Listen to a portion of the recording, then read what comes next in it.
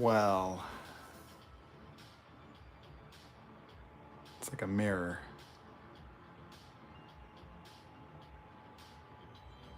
The tooth.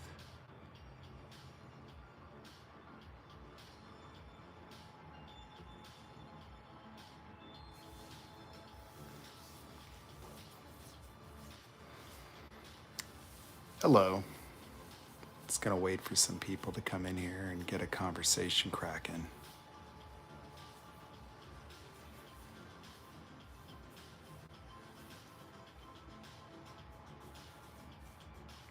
Mainly, it's communication. It's missing. Just thinking out loud. Hey, what's up, kitty? What are you doing?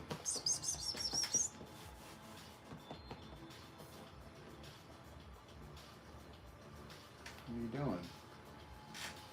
Hey, Teeny, come here. Come here, Teeny. That kitty over here.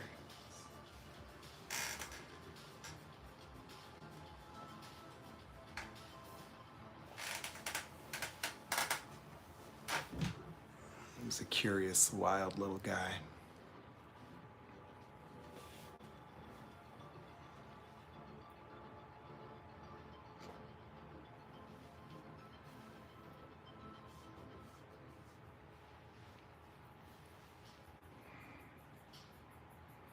Hi, little buddy. Hi, kitty buddy. Hi, kitty buddy. Hi, kitty buddy. Hi, little buddy. My animals, my friends, little pets, they're the best. So we're gonna talk NPD. We're gonna do some live coaching here. And even talk ADHD. I learn a little more every day. So, some people suggest that I might have some form of autism, which is a possibility. Don't know.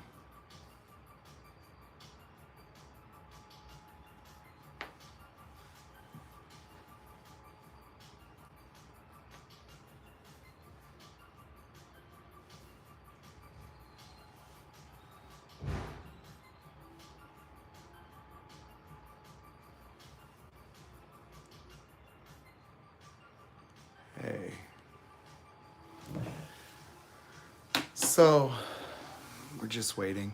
I might share this to my little group so they know that I'm here. What's up, Matt? I wonder if there's a guy that'll ever return. He was mad about the person that got booted from the group for making all these weird comments. He said he follows that lady. But a lot of the comments, you couldn't see them because they got blocked by YouTube. Like they had curse words and other weird shit.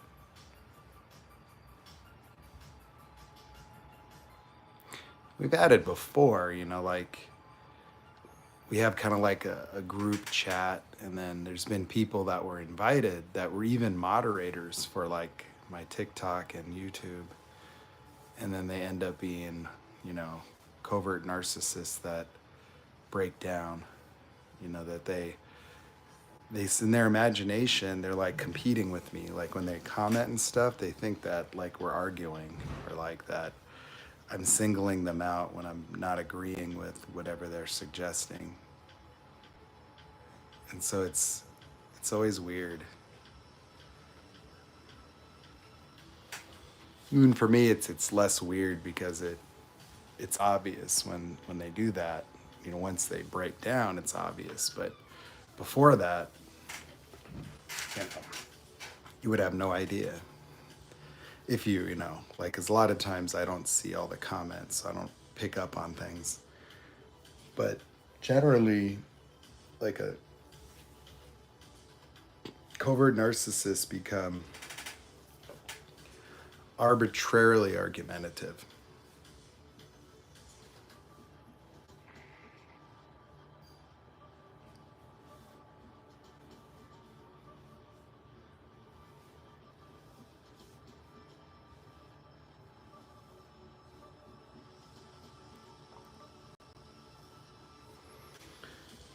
well, they don't know, like narcissists create paranoid ideations. Hi, Mama G.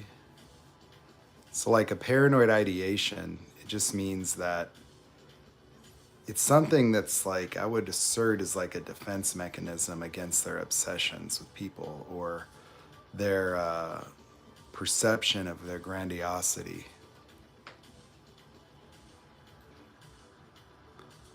So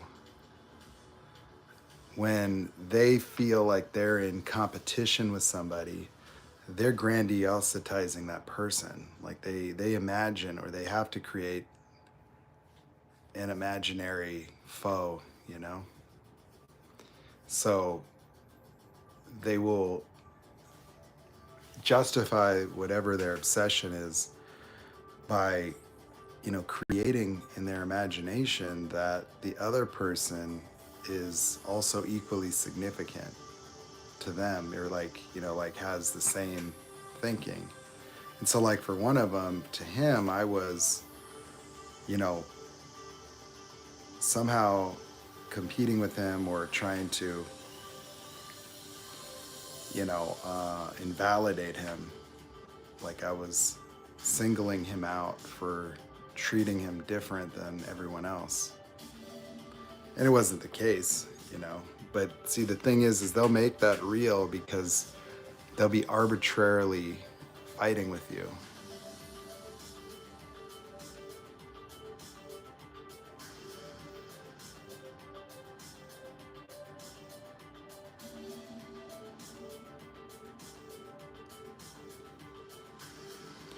Yeah, well,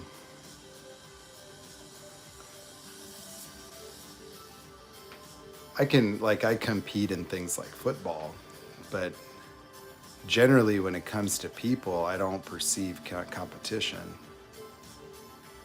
Yeah, I compete with myself, and like other people are arbitrary in that effort. So there's no need for me to compete with anybody. It doesn't provide any additional motivation because, my sense of self isn't weighted against others. So the results of you or the results of me, they're exclusive, they're unrelated. Nor do I need to compete for attention or being an expert or anything like that. So, in a relationship with a narcissist, they will be competitive with you and they think you're competing with them.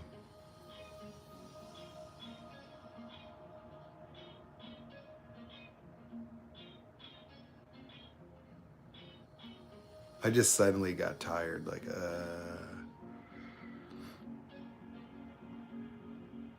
So that's the deal. But you see, for the competition's about like an identity. If somebody's trying to be like you or you know get supply, that's why they compete. It's because they want to be recognized. You know.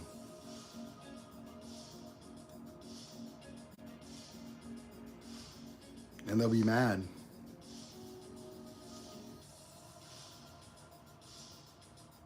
That's what it seems like. Like I like I just got the upgrade. I think it's like 37 milligrams or something, 36.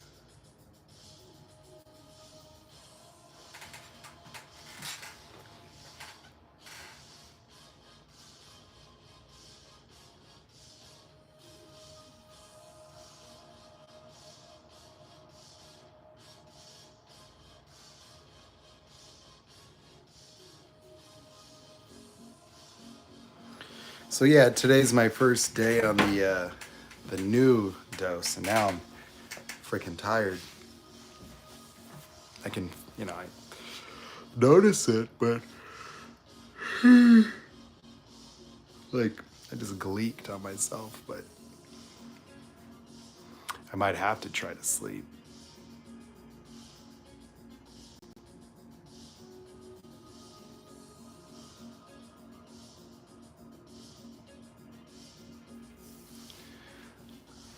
attention deficit hyperactivity disorder.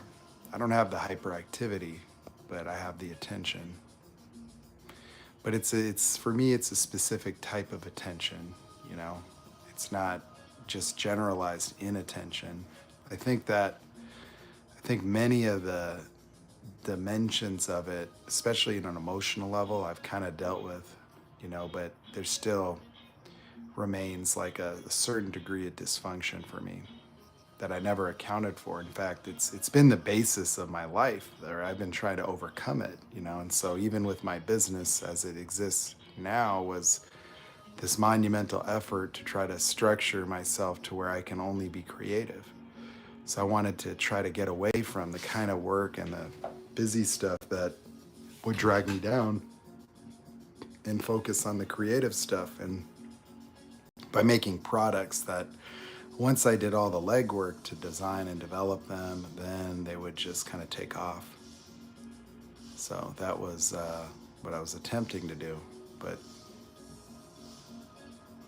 it didn't go as planned.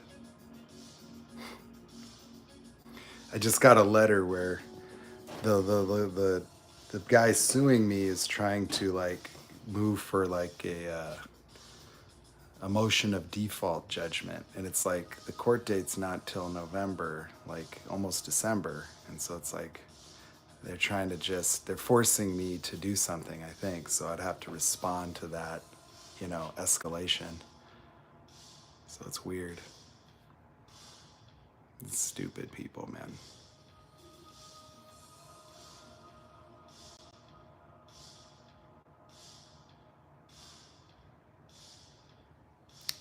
I don't think I had a lot of energy.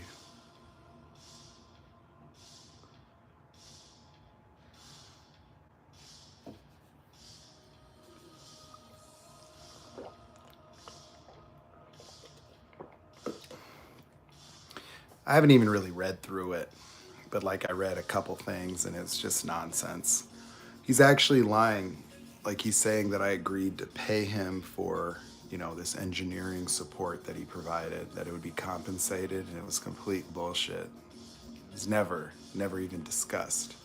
And it was nonsensical that there was no request or desire for him to partake in that activity. So it's just part of his grandiosity. Like I didn't know why he was doing that. You know, he was just stalling. So like all the stuff he talked about was practically useless. So it's stupid.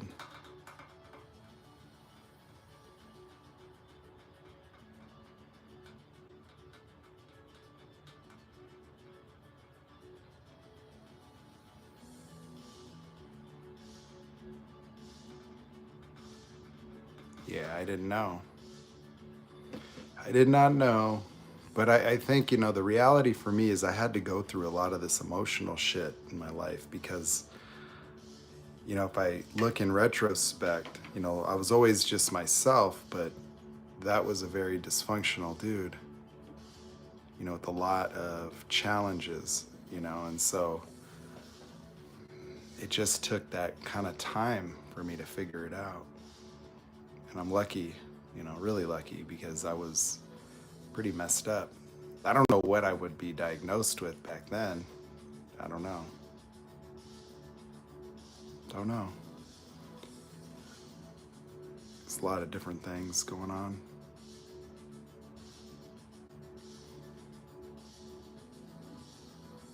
Oh, what I did is I just kind of I changed doctors, and then I just went to talk to him because I started to really suspect it after learning more about it, that I had suspicions because I had taken ADHD medication and it helped me tremendously. And so I talked to the current doctor that I had, and I tried to explain that, and he dismissed it. And then I thought there would be something to it, but because it made me functional, you know. The only thing now is it's just I'm kind of stuck anyway. So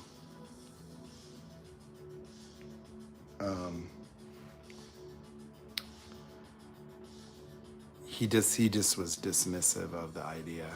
And I think, what the other doctor says, and it makes sense, is that a lot of doctors don't want to prescribe medication for that disorder because of, I guess, there might be liability involved. And so that was that.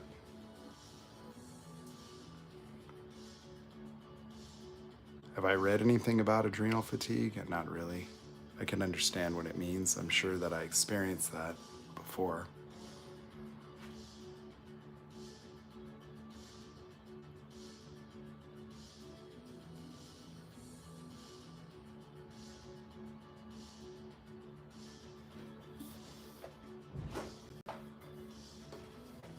You have to go through it. It's just games,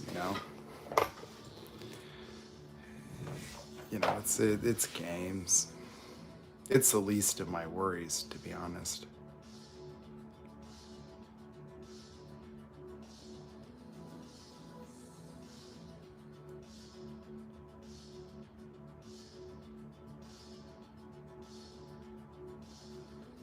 The guy's quite pathetic.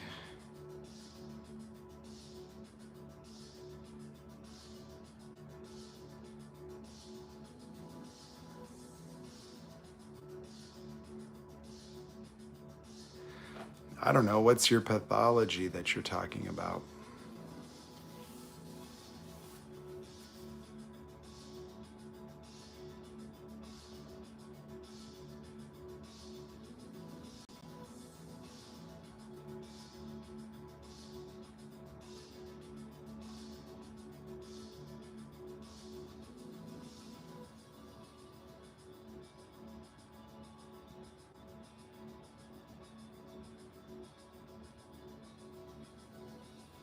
I don't know.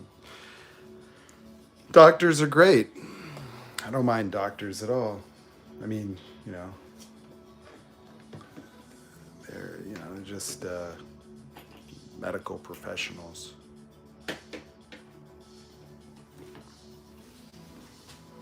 Some being better than others, of course, but it's not a bad idea.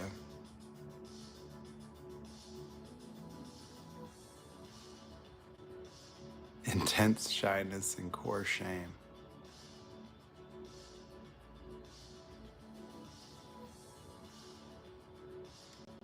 Sounds heavy duty, man.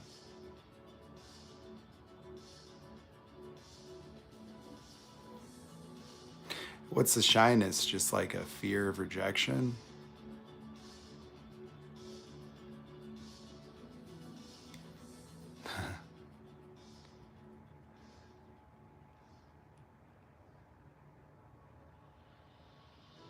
Medical professionals.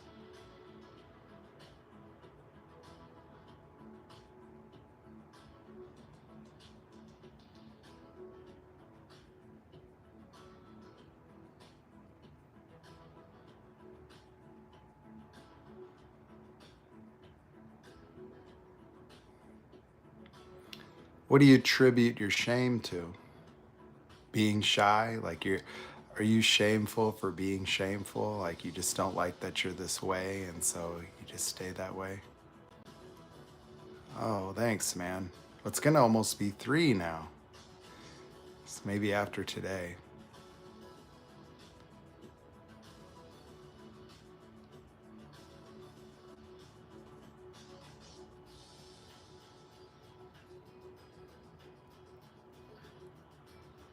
So what is that like? Like, what is it that you really experience? Well, okay, so you experience core shame and shyness, but what does that mean about yourself being that way? That you're what? Not good enough? Broken? Like, what's it all about? Like, why do we experience that? Because you experience it, right? And you're looking at it like the shame and the shyness are the issues. Well, they're issues, but they're resultant, that they come from a certain experience of self, right? So what would that be? Like, what is that, right? so that we can look at that.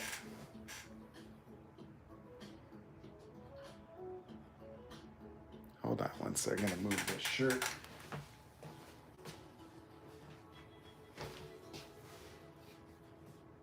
Be right back.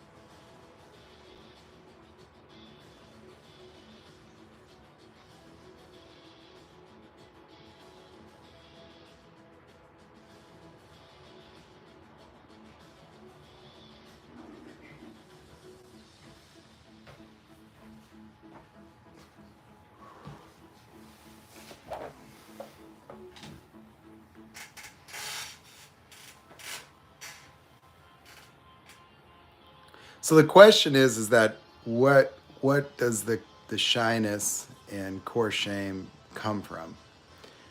What kind of core experience of self? It's like a way of being what?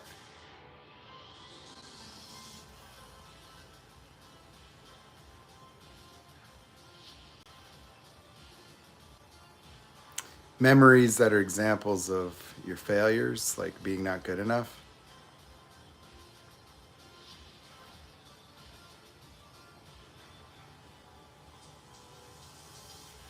Have you ever tried any of the exercises that I tell people to try?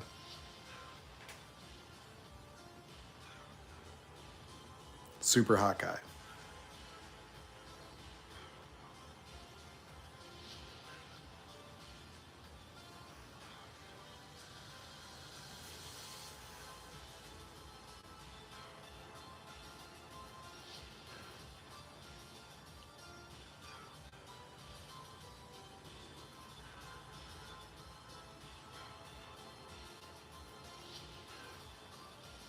So we'll look at it right now. We can see. Why wouldn't you do that? Why don't you do it now?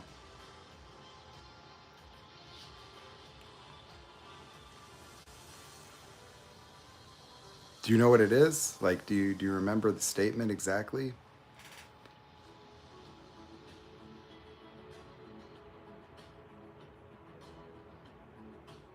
See, like experiencing oneself is not good enough causes all that.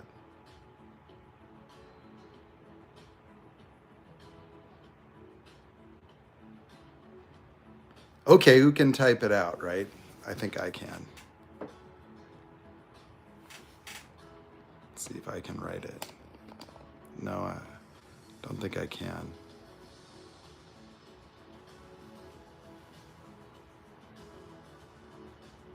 Oops.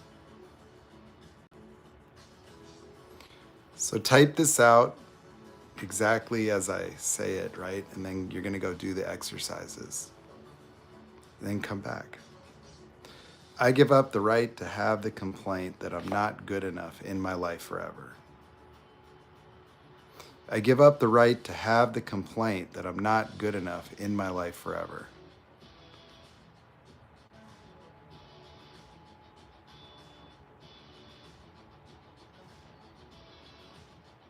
So type it out and then go do the exercise, right? It's being with yourself in the mirror. Now, there's nothing for you to do except just take notice of what you experience and do it anyway. Doesn't matter if you don't want to do it. It doesn't matter if you hear your chatter in your mind, refuting it or disproving it or questioning it or wondering about it or resisting it or thinking it doesn't mean anything or it won't work or it's supposed to work or this is what you should do or this is what you should expect. None of that matters. I give up the right to have the complaint that I'm not good enough in my life forever. Now, What you do is you be with yourself in the mirror, and then you say that out loud. Out loud.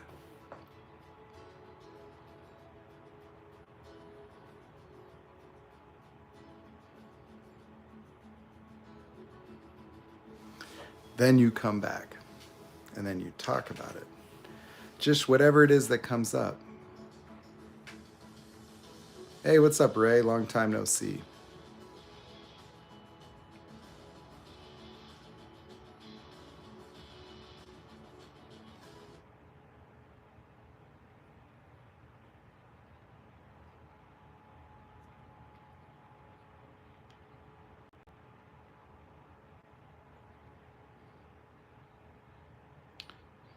Just here chatting.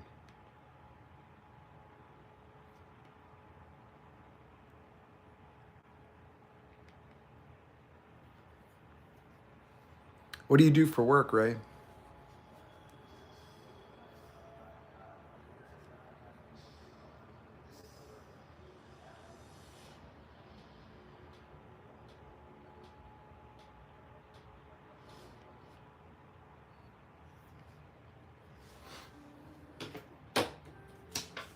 These little $1 million bills. This is for my brother.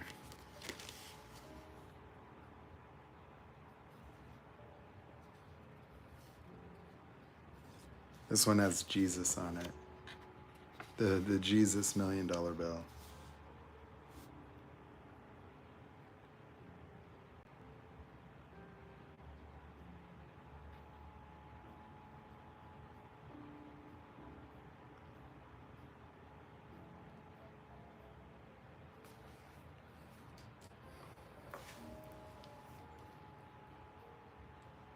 We got to do it now.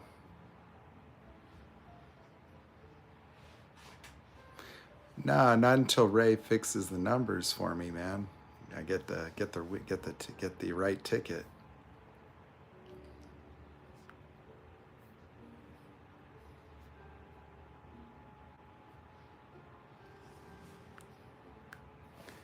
I promise I'll kick you back a little something, man.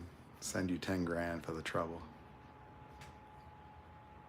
Win the Powerball, and here you go. That'll cure your NPD, man. Just full grandiose, man. Just boom. Just living the dream.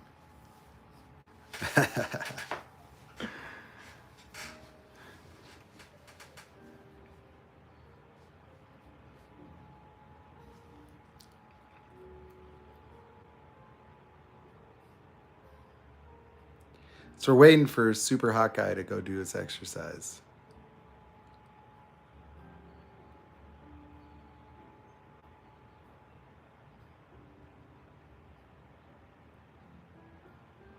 No, not really.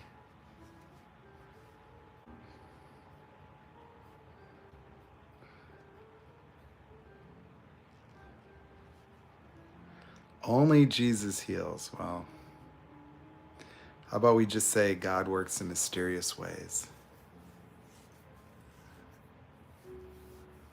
And in that context, would Jesus not heal? Whether or not somebody thought it was Jesus. Why would Jesus care? Would he have an attachment to healing people just based on the arbitrary beliefs they hold? Why would he do that? Why would he care? I don't think he would care.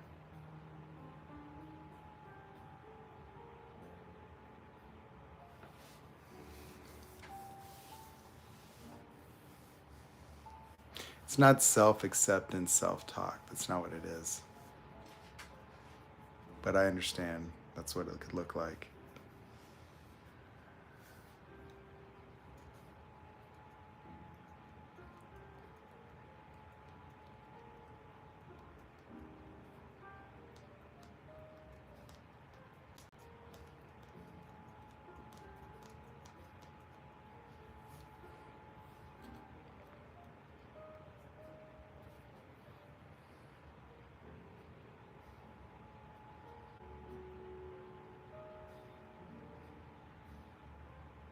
More money, more problems. I think more money, less problems. Yeah.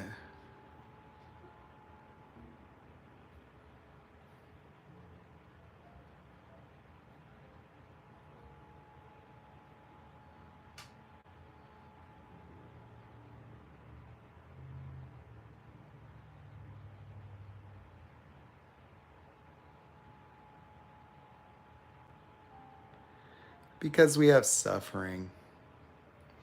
Because for the gift of life to work, it required all the anomalies that we see. That we wouldn't have made it.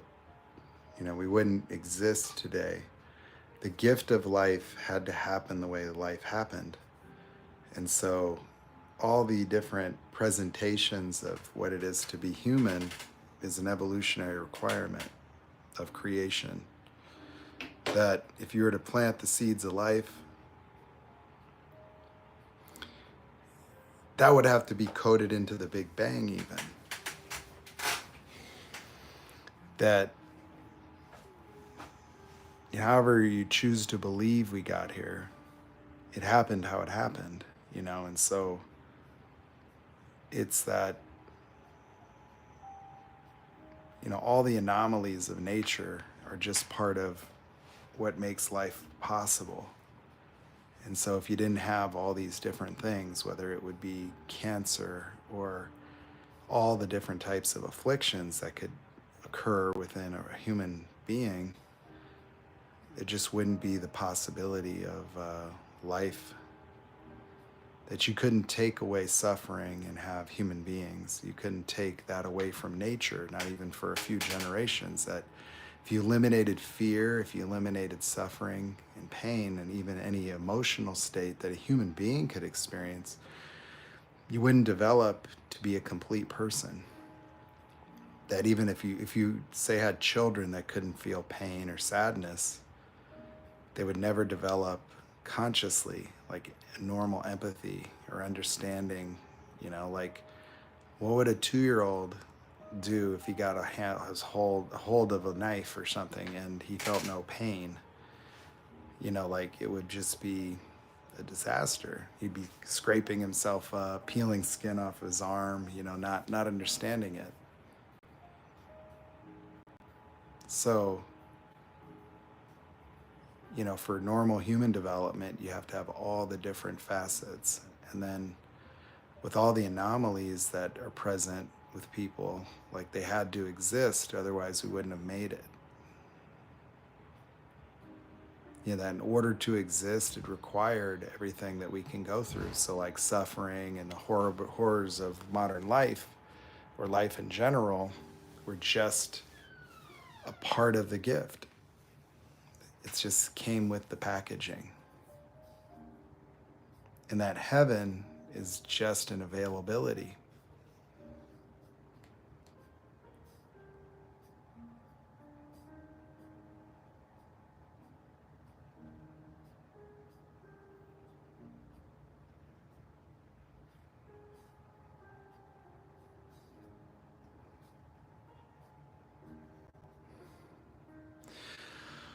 Well, are you going to do it right now, Super Hawkeye?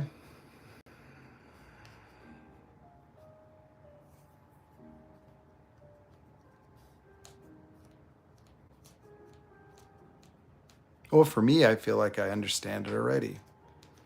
That I can reconcile a good God or whatever with the world the way it is and all the suffering in it, just by understanding that it was necessary, that it happened for the reason of requirement, that we couldn't exist as we are conscious beings without it.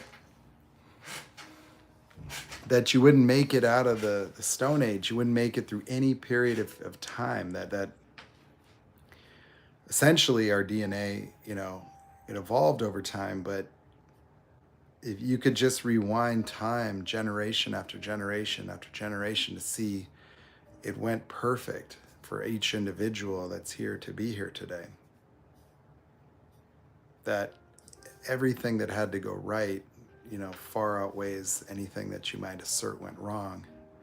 And, in a way, as God's children, we're responsible for what's happening.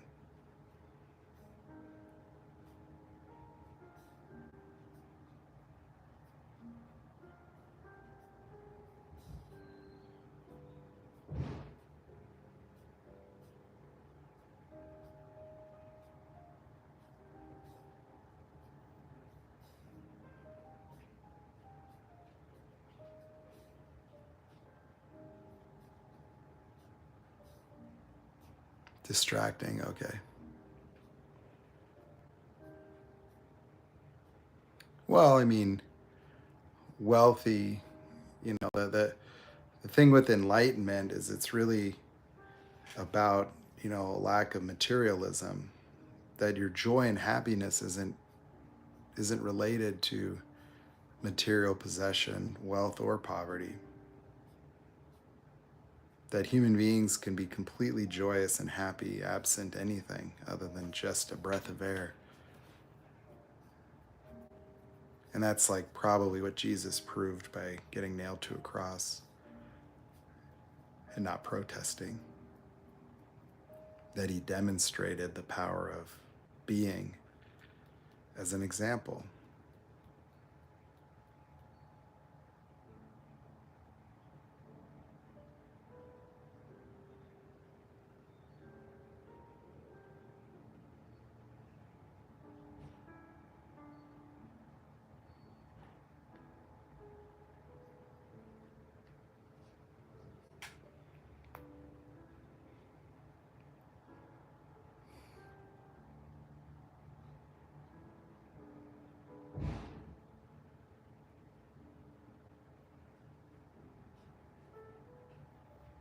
Oh, yeah, I've seen it.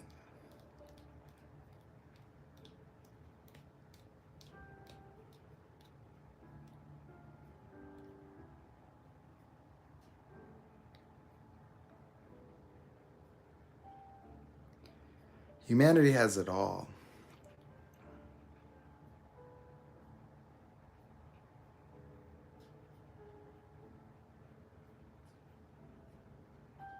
Hey, Stacy. I gotta get some more water. I think I'm like dehydrated to the maximum. Hey, buddy. Buddy, come here, Turbo. Turbo, come here, buddy. Come here, buddy. Buddy. Buddy.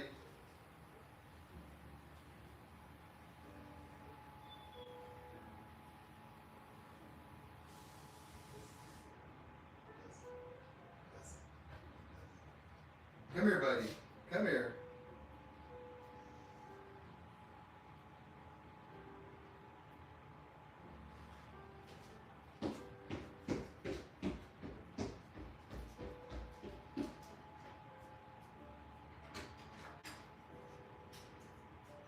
I just seen you, buddy. Hi, Turbo. The kids are coming to the house. No. You know what? I was on my way to Riverside, to go to a couple of these, a senior center and parks and rec and stuff. Yeah. And some kid rear ends me on the freeway. Did he run away? No. Did he give you insurance? Yeah. Nah, yeah, Did it do a lot of damage? No. No.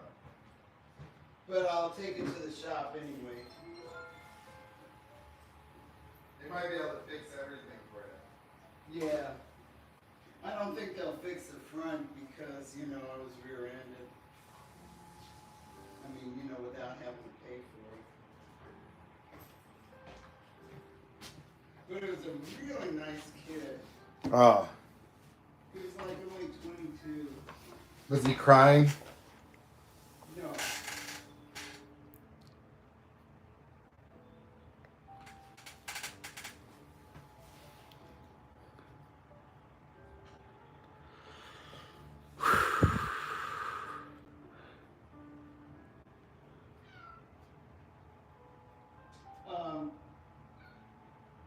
He was just such a nice kid, and said, "Oh, I'm so sorry, are you all right?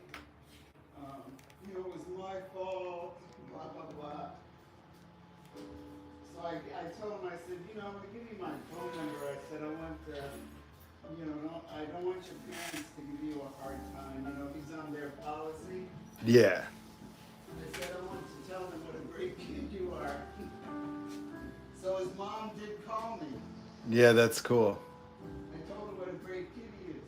What'd she say? Oh, okay. You know, how she tried to raise him and blah, blah, blah, to be a good person and this and that. And, you know, because he's respectful and to think about how other people feel and things like that. I said, well, he did a great job. I said, you know, really did. Hello.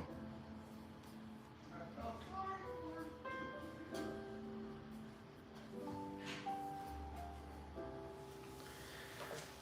Yeah, we see some challenges.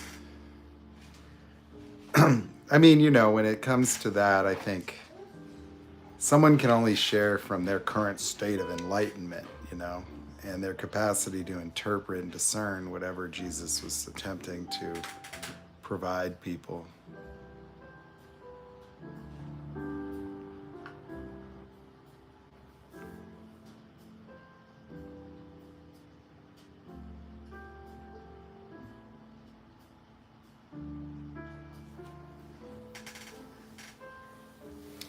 When you go to church for the Lord, what does that do for God?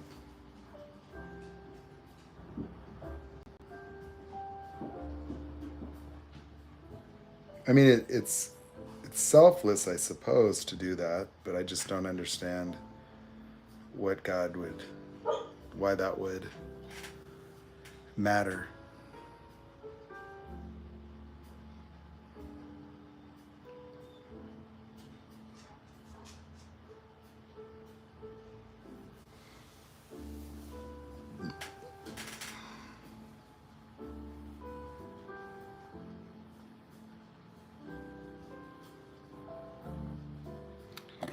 Well, the only thing you do, Ray, is just notice when you're judging, because thinking that people are judging is also judging. You know, so like it's a projection. Narcissists seem to tend to, whatever they experience is that they presume or project that onto other people. Almost universally.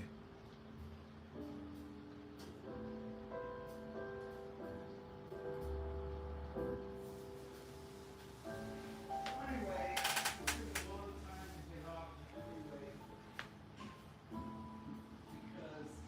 took a long time to get off the freeway because there was a lot of traffic and a long distance between exits.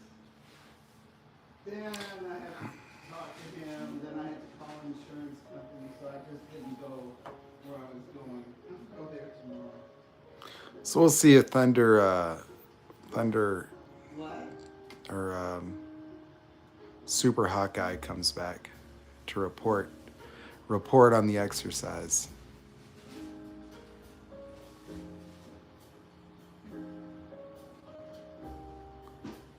What is directly from the word, like what Jesus said specifically?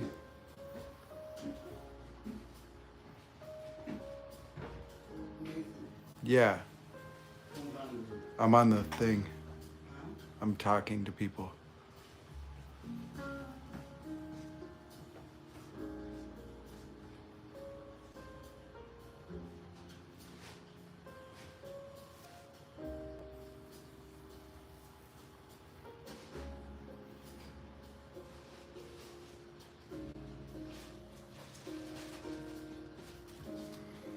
What? Sometimes when you get something new, it kind of cheers you up for a minute. Oh. So I got you this, and if you Oh. don't like it or something, just Thank give it you. back. You know. Is that a workout stuff? Oh, Thank th- you. some things I picked up. But again, if you don't like them, I'm sure I'll love it. Got some workout stuff for my mom. give it back.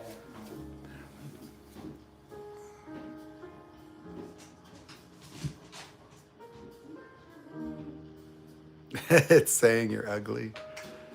That's good. Well, just notice it and do it anyway. And then give up the right to have the complaint that you're ugly.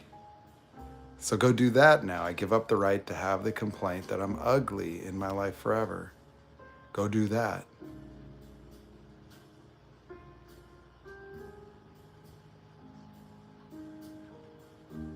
Oh, we can talk about it.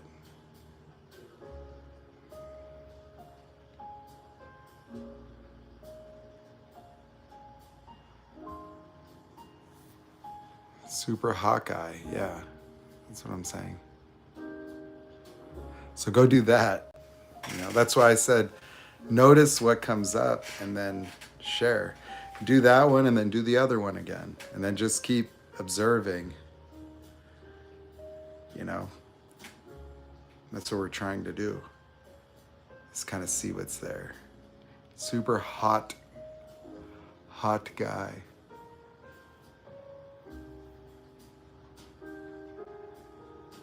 Super hot guy, Hawkeye. Whatever, man. Super hot guy, super Hawkeye. I don't even know if it's a man or a woman, so. No, I don't think he's trolling.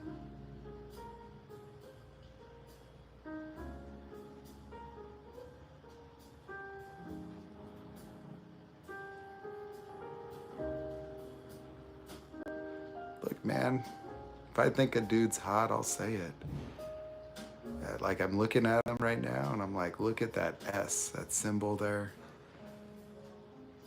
S is like Superman, so a big fan.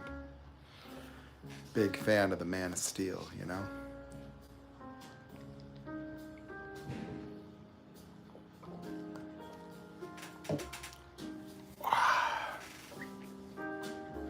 Yes, I let that cup sit out overnight.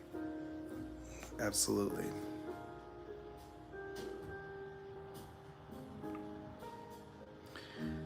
I like the Marvel characters better now. Batman.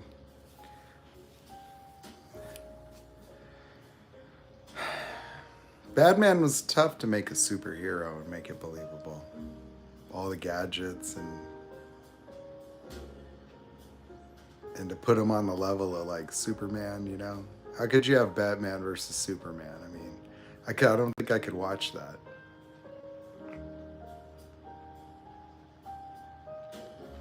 They have too much turnover with Batman, man. Like, can't they just stick with the Batman?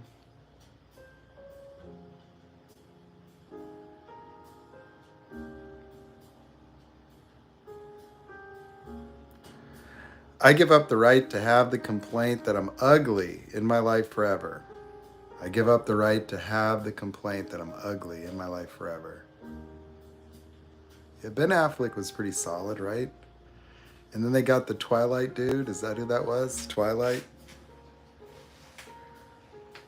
They should have just kept Twilight going, man.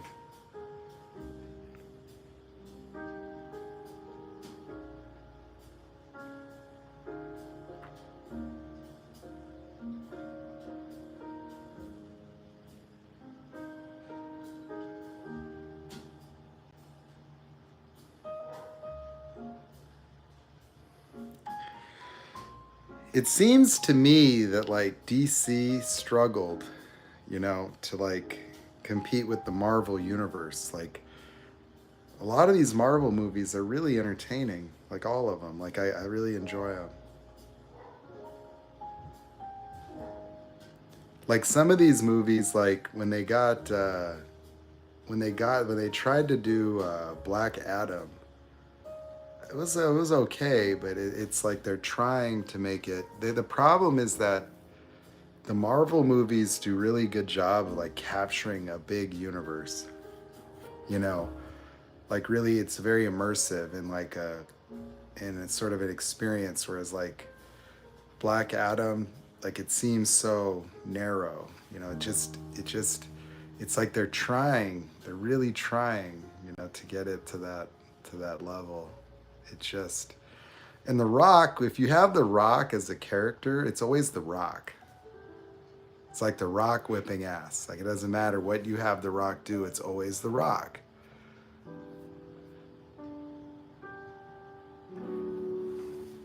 Hold on.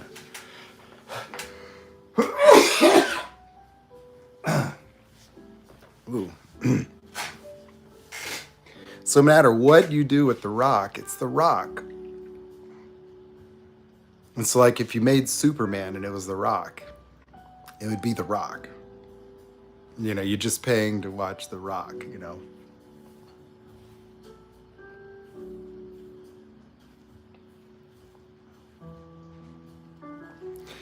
Like I like but you see, like the thing that they do at The Rock too, that I find it's funny. To me, it's comedic when they try to make him a fireman or like make him an ordinary dude, and he's a bodybuilder, you know, like he's so abnormal now.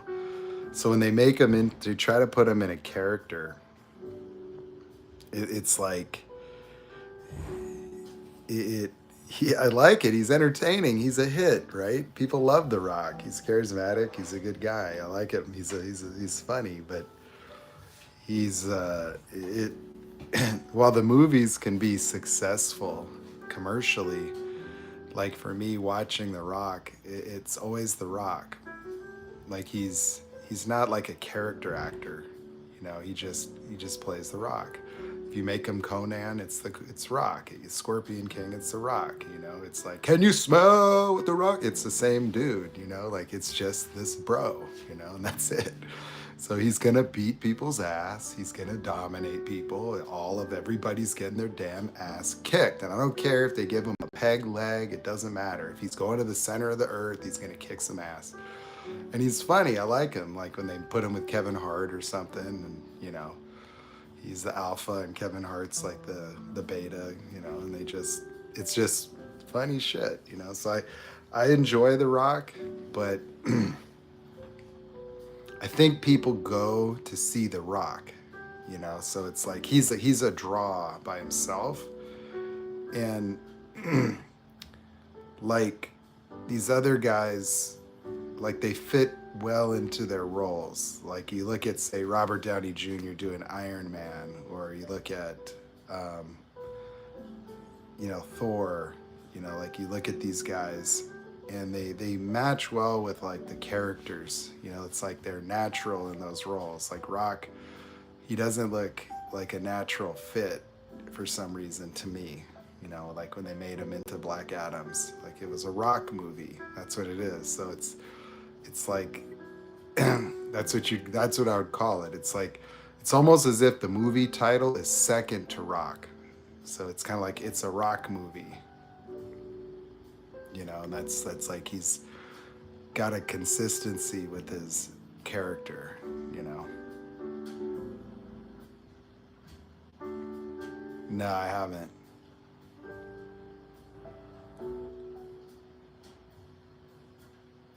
Like when if they really like just do it real, just like instead of having it be Black Adam, you just have The Rock as Black Adam, not like Black Adam, The Rock. You know, like you're just coming to see The Rock. Yo, could I get The Rock at 7:45? Yeah, sure. Which one, Black Adam or, you know, Backdraft 8? You know, like that's it. Like you could just make a theater and just go The Rock Theater, you know, and just like it's all Rock movies, you know. Like you could just do that. He could pull it off. Like just have 8 movies at one time. And it's just like which one do you want, you know? I saw every Rock movie this year. It was great.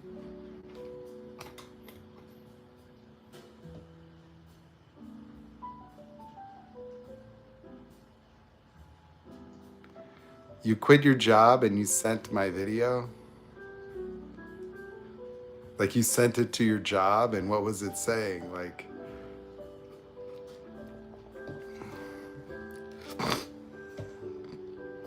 you know what? I'm a home wrecker now. I have to acknowledge it. I think through my TikTok, I've ended a lot of marriages. I see people in my comments. It's like, I just filed for divorce. And I'm like, hell yeah, girl.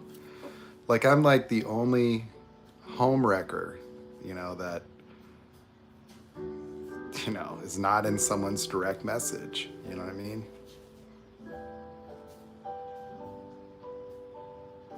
just breaking up families.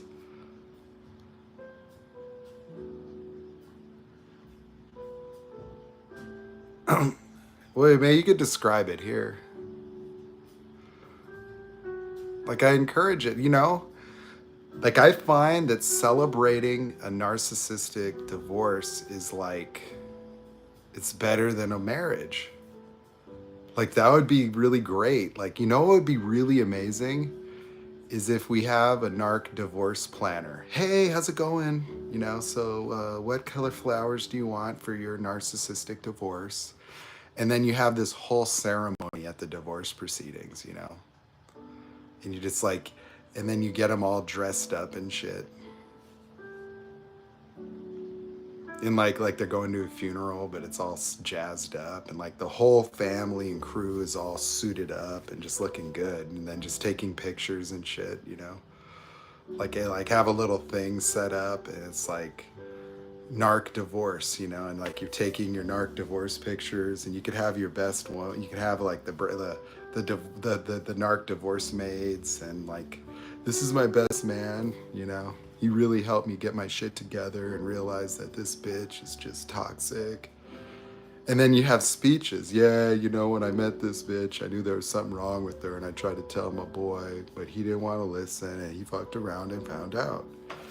You know, and it would just be hilarious. You know, we could have a party, and then you'd have like a narc divorce cake, and you just like slice the husband out, you know, and just delete it, just, and you just throw it. Like the ceremony would be like you cut the husband out and just throw him in the trash, and then start eating the cake, like right there at the divorce. So we would do like the whole thing.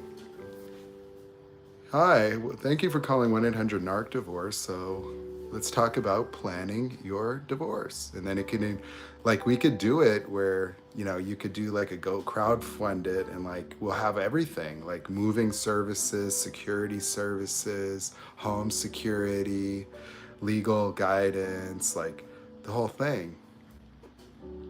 We could even rescue people, you know, like just go in, like, you know, whole team, like Dog the Bounty Hunter. I'd just be in there with my vest on, just coming up in there with Ray, you know, just kicking in doors and shit. You know, serving papers with a SWAT team, you know, just like, what's up, man? Yeah, you're just gonna go ahead and sign this? Yeah, that's right. Okay, we already worked out all the financial details. Just go ahead and sign this right now. Just, that's right.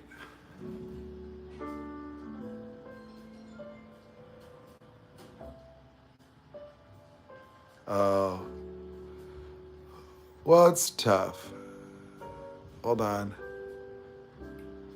I don't think you can send the screenshot. Maybe you can copy the text, or maybe, I don't know if they allow you to do that much.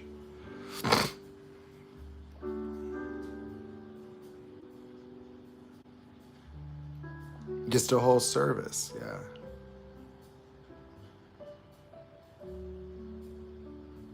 We throw parties and shit.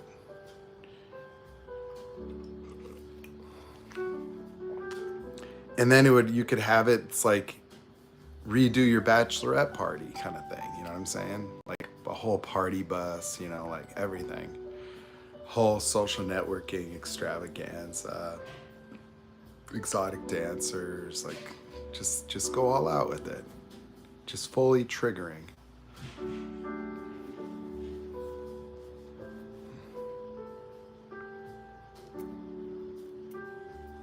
We also take care of the smear campaigns and everything. Boom.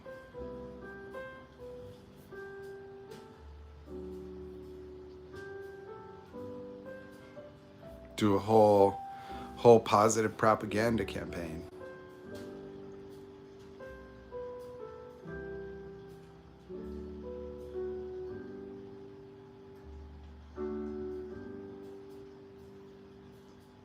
What? Flowers that shoot little sperm everywhere. I don't even know what you're talking about now, Thunderclap. Now Thunderclap sounded like a troll. Thunderclap, is that like, are you a dancer, Thunderclap? Just making it clap with no hands over here. Thunderclap. She's out in Atlanta, just making it happen. Is that what this is? Thunderclap? I don't know what your picture is there. I see a lightning bolt.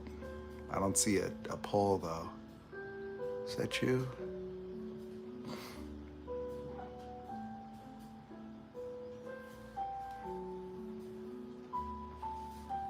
The thunderclap.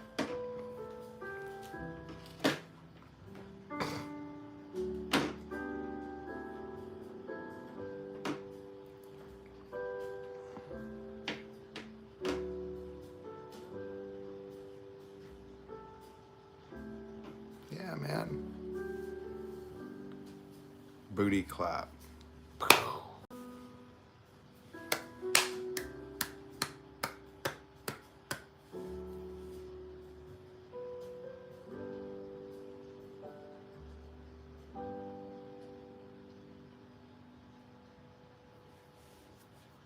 Yeah.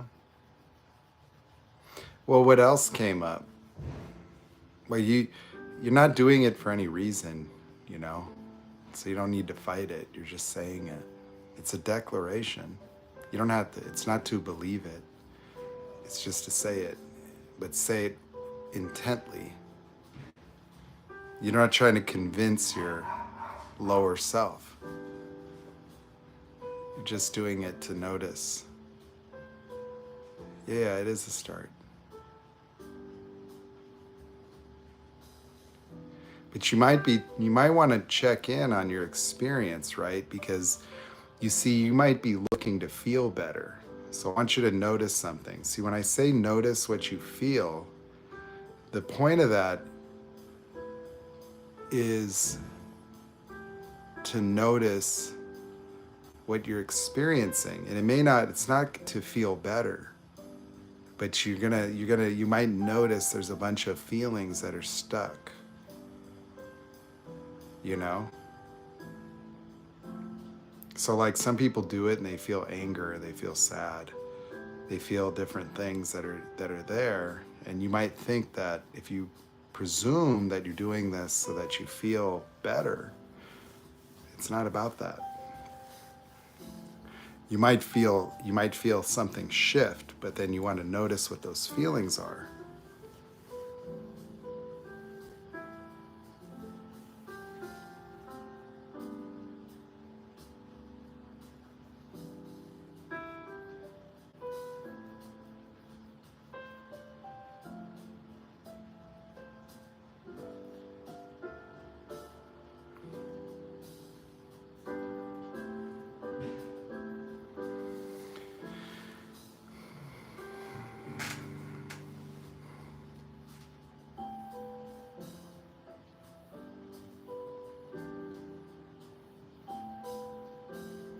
How about a prayer vigil from Maui, Hawaii, and the horrific burning?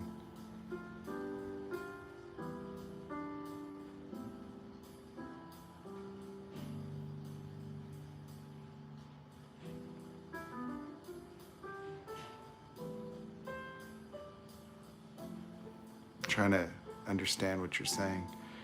We can all sit and talk about our narc pain.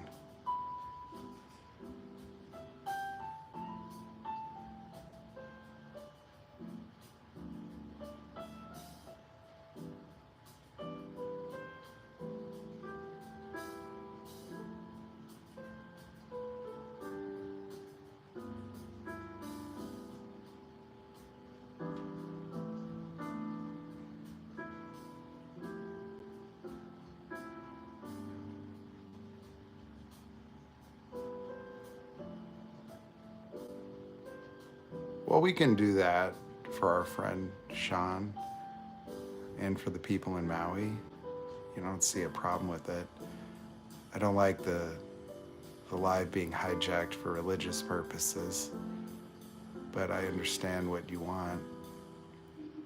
Yeah, sure.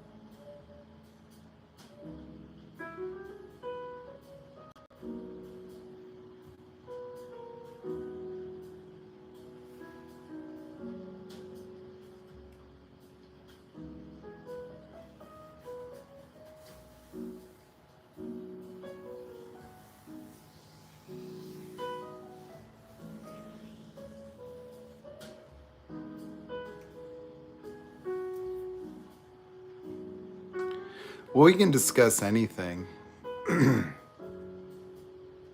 I was going to discuss ADHD and, just do question answers.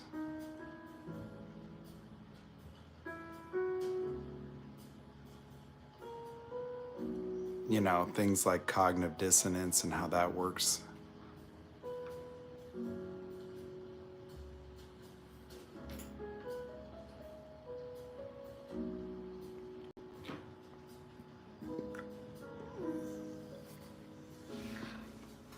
Because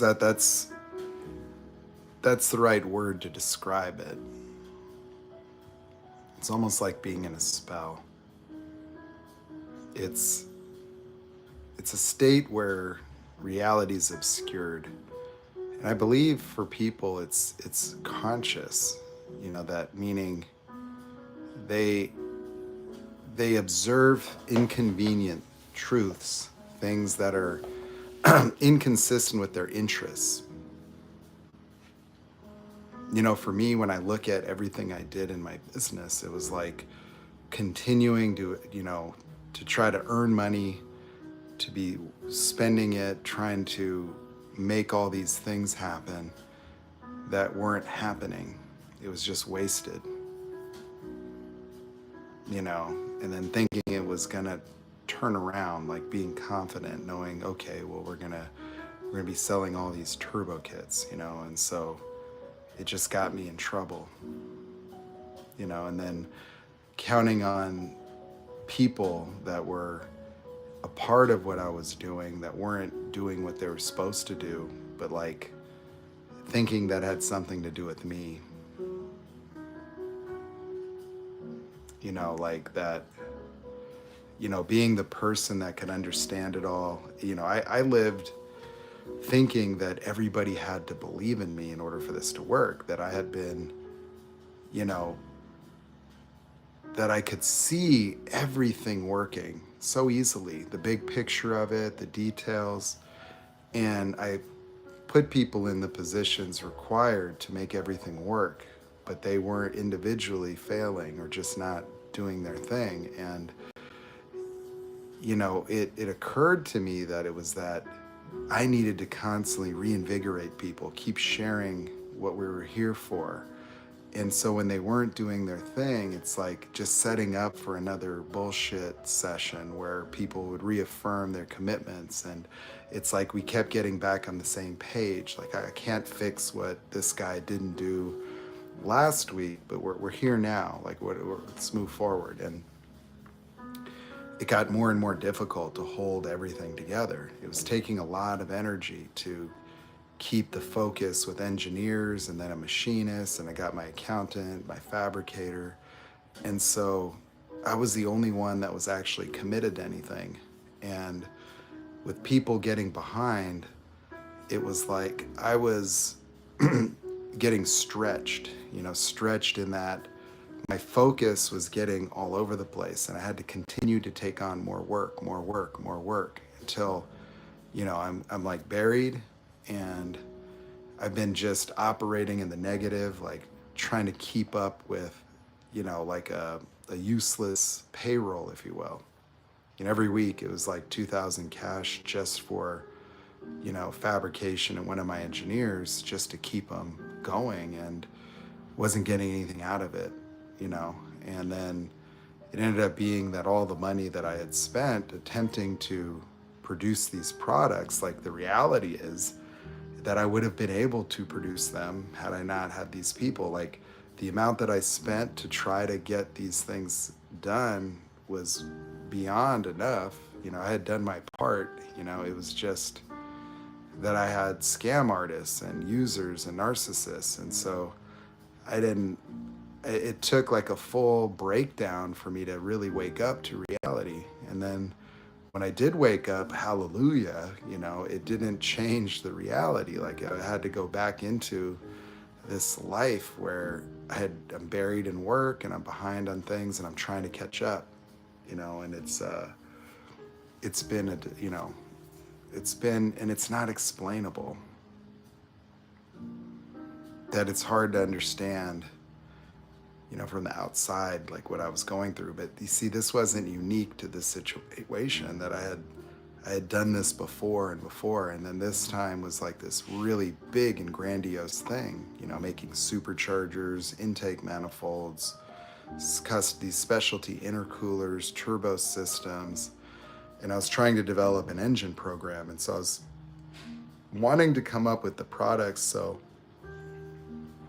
I could submit myself in a creative capacity and kind of unburden myself. But it's like, what I ended up doing is just cementing myself in a lot of work, and then just being behind, and then kind of getting stuck where I can't get more work, but I'm behind, and then there's things that are missing.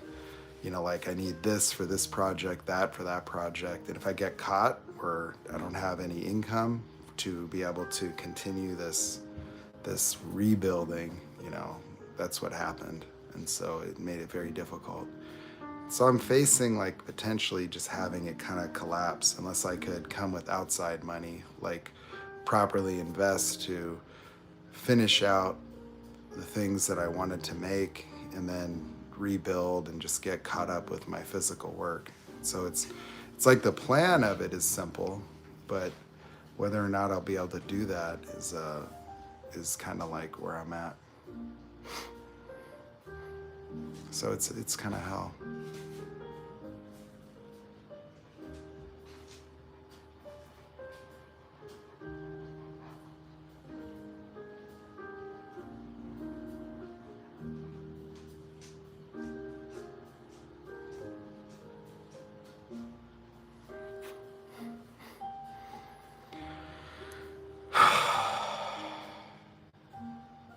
I'm gonna try to deposit this $1 million into my ATM. And if it could just take it, then I can spend a bunch of money before it figures it out, I don't know. I probably want to verify it, that's the problem. It's just a problem. Right, Turbo? Hey, buddy. Hey, buddy. Look at Buddy. What's going on? Psst, psst, psst, psst. Cheetah. Look. Go to your bed, buddy. Come here. Go to your bed. There's a good one. That's a good buddy.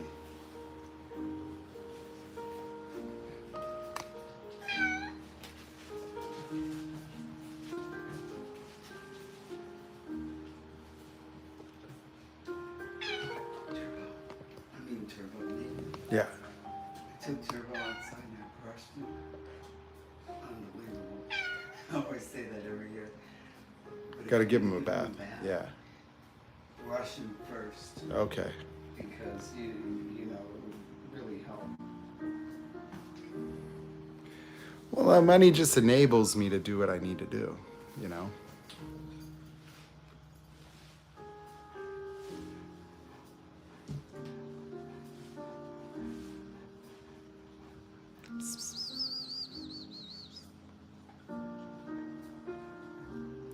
See if the cat figures out how to open the door.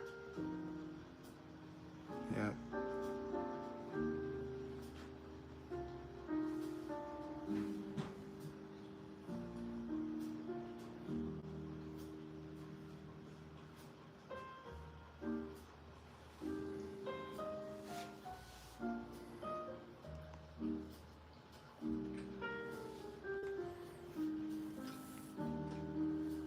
Have I tried getting an OnlyFans account?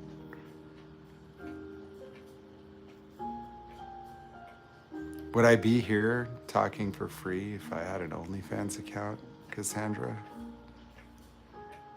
No. Sad.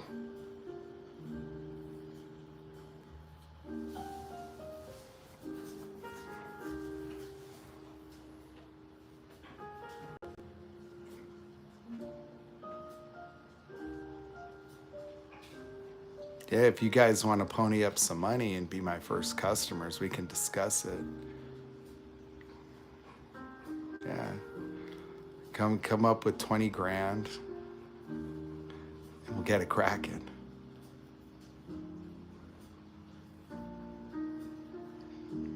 we'll open the account and you'll be VIP.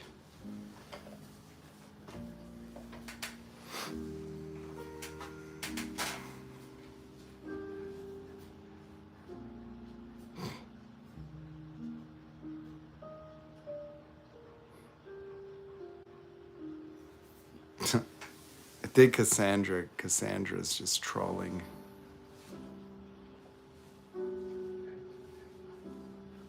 You get people on here and they're not always real people.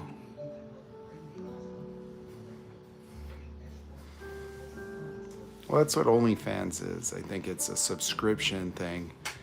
And I don't think it was originally meant. It was originally meant for what they use it for. But it turned into that real quick. And we got Tony Starks. So damn. We were talking about Iron Man earlier. Now he's here. Where you going, buddy? Where are you going? What are you doing? You leaving? Come here, buddy. Come here. What are you trying to do? Huh? What is buddy doing? What are you doing? What are you doing? Oh, it's just...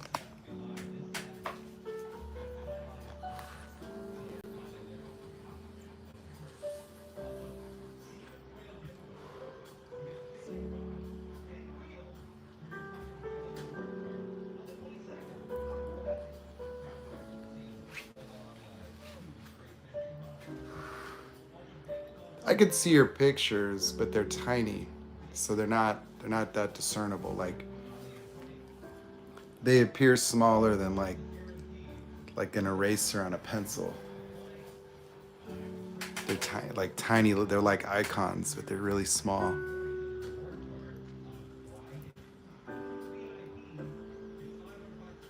So I'd have to use like a magnifying glass. Yeah, it's horrible. Horrible.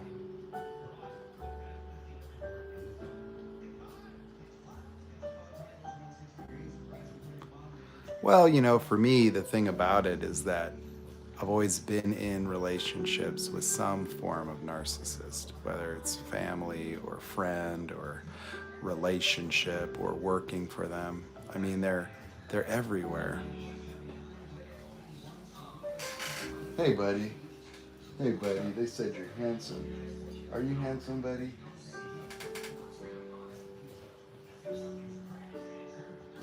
Just chilling out.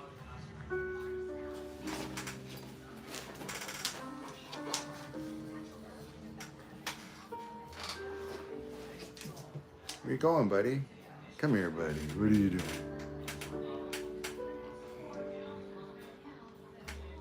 That's a good boy. Look at my big buddy.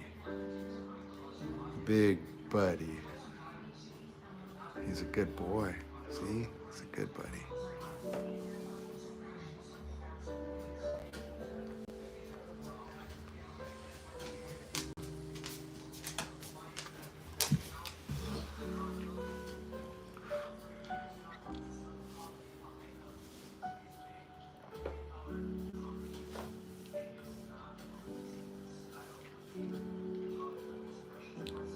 Oh yeah, well, we've got the proper distance now.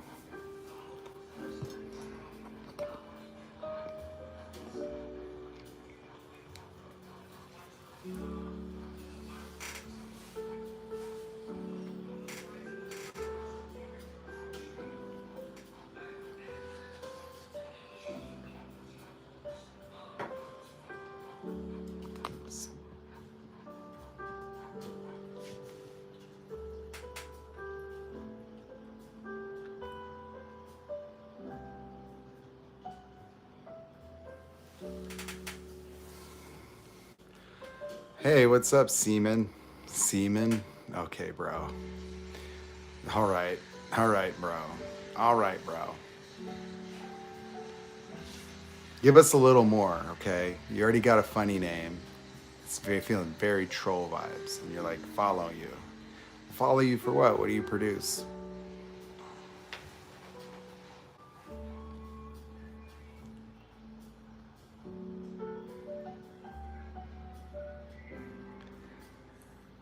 It's like Seaman's name just changed. Is there two? He has two accounts. I am captain, like of a ship, like a boat. Someone could go verify. Someone go check his profile out and tell us what's up.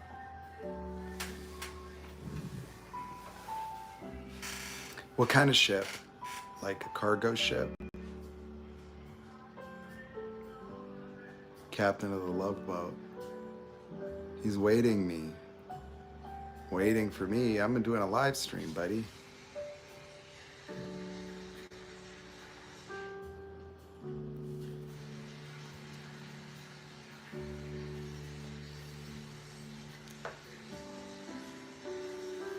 A cargo ship.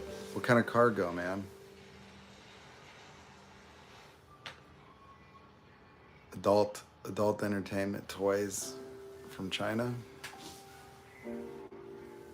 Waiting for my visit. Wow. Hold your breath, man. Right around the corner, dude. I got my passport ready, dude.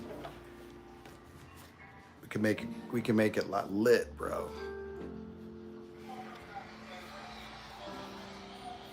See, dude? Ready. You buy, I'll fly. Man, I see these girls just living it up, dude.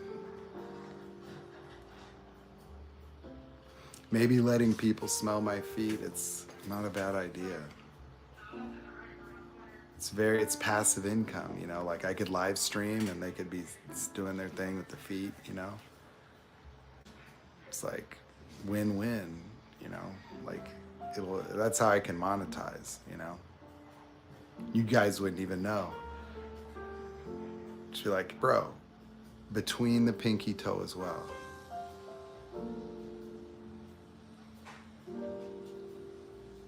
What are you doing?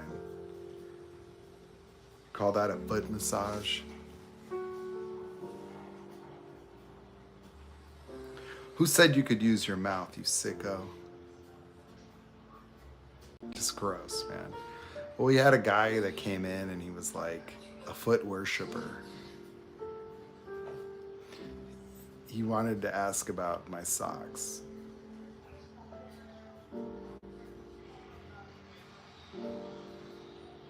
Like,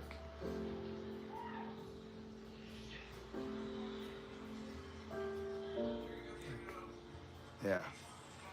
Yeah. Now we've got Captain Seaman. Captain Seaman. He's already on the troll watch, bro. He's just waiting.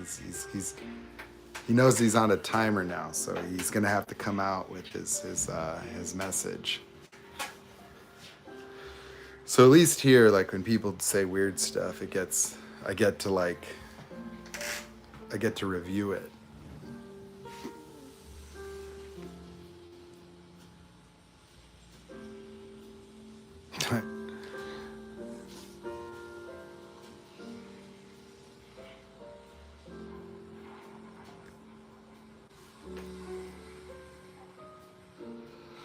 It's really tempting, man. I've always wanted to be on a cruise ship, a big cargo boat.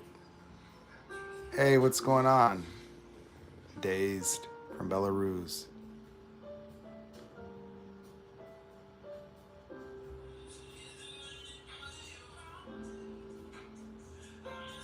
What's up, KC?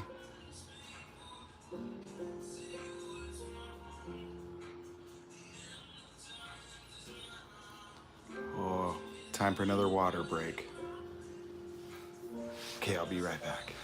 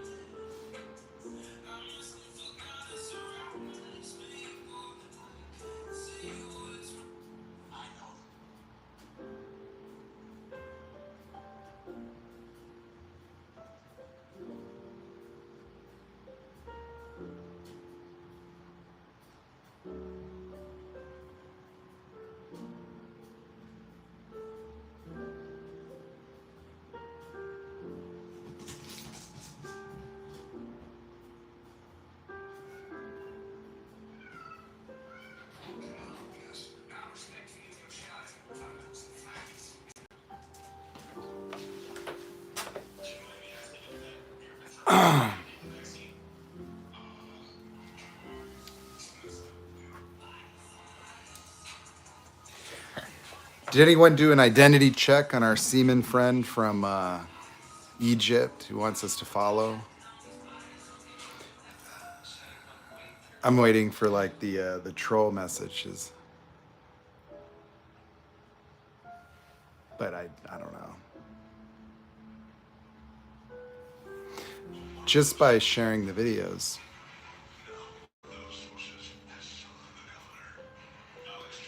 So just the videos, you know, the videos people follow from the videos. It's the topic, you know, that a lot of people are searching and looking for answers with this stuff. So they happen upon the videos. I think that some people may find us from TikTok, you know, so like they might click. No, the TikTok was the first one. So I have more followers there, 23,000 and something.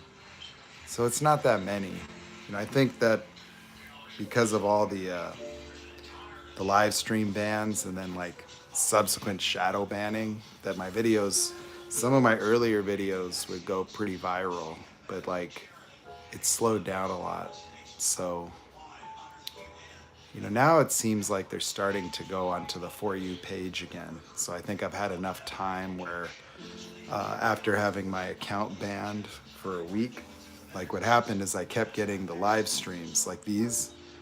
TikTok's very, very sensitive. I think the AI will listen to words. Like if you say this sex or something, like you can't say certain words and they'll, you know, so people talk in code words like you say unalivings and, you know, grape, like a grapist, you know, so like you say words like grape and you can't say the R word.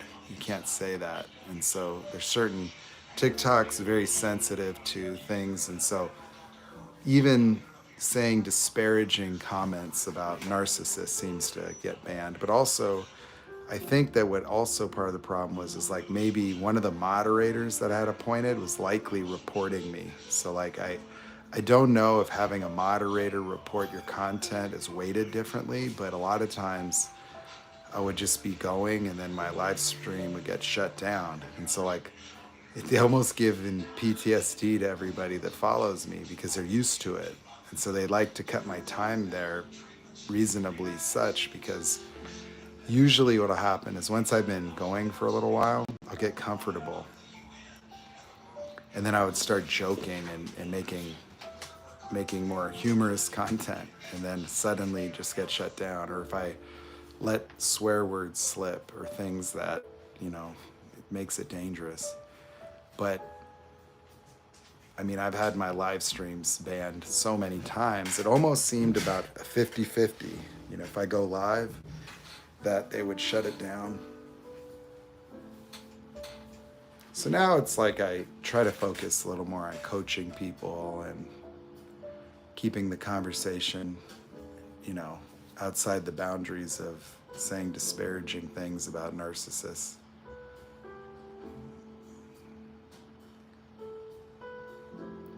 So, you know, in the conventional sense, like it's considered a mental illness. So if you're going to be saying things about them, you got to keep that in mind.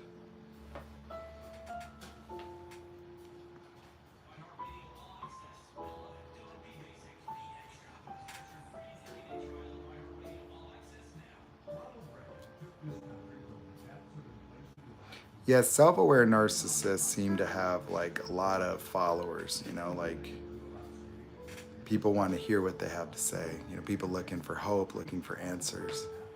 I think the only thing that I think is not good about it is that, you know, that you can be a content creator and obviously you're in control of the presentation of your demeanor and being. And if you were to watch somebody online, you would make presumptions about the way they would exist in normal life. And so when you hear these people talking about themselves and their lives, it makes you think that there's been like a real transformation of that person. But, you know, I had a a woman that we started talking through TikTok, and she wanted to visit my shop like in April, but she had some kind of, she called it a friendship, but that would be probably a mischaracterization, but with a self-aware narcissist on TikTok that discovered that she was talking to me, and he became very upset about that. And so, like, she told me the day before she was going to come and visit about this situation, and that she wanted to change the venue, like not to come to my shop because he would stalk her there. It's like, come on.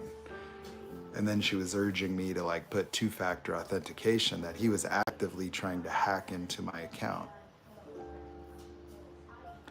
And then I started getting like troll bombed, like little profiles that would keep making comments on my videos.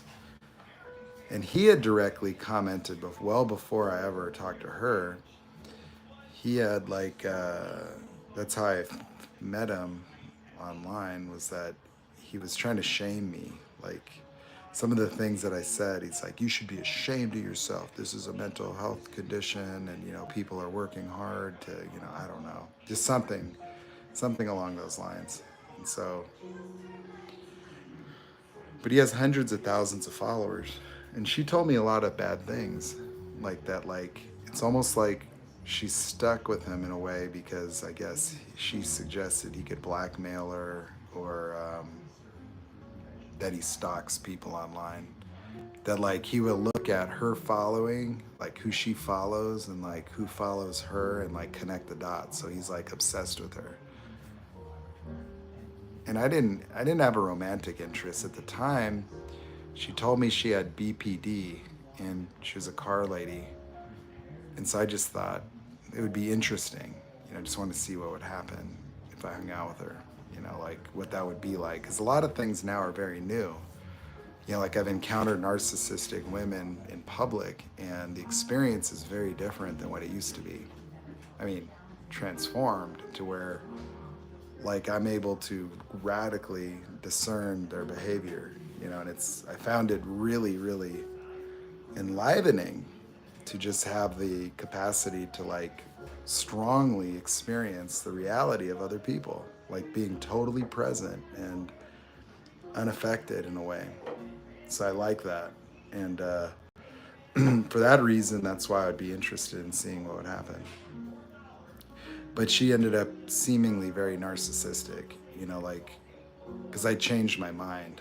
Like when she told me all that, I was like, oh, this is too toxic and fucking weird. Like, I just figured that, like, why would I want to connect with somebody that has the inability to like sever a relationship with a narcissist like this person, based on what she described him acting like? He seemed dangerous, like to her. And I just didn't want to be involved in that kind of dynamic.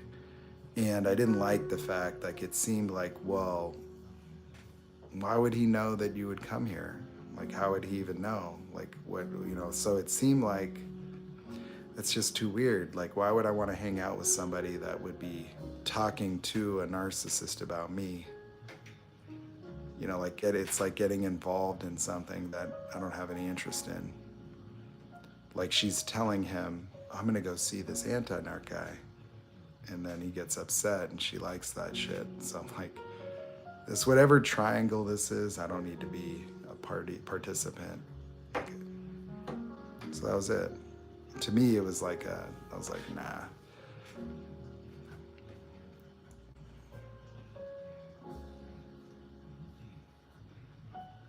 Just didn't make sense.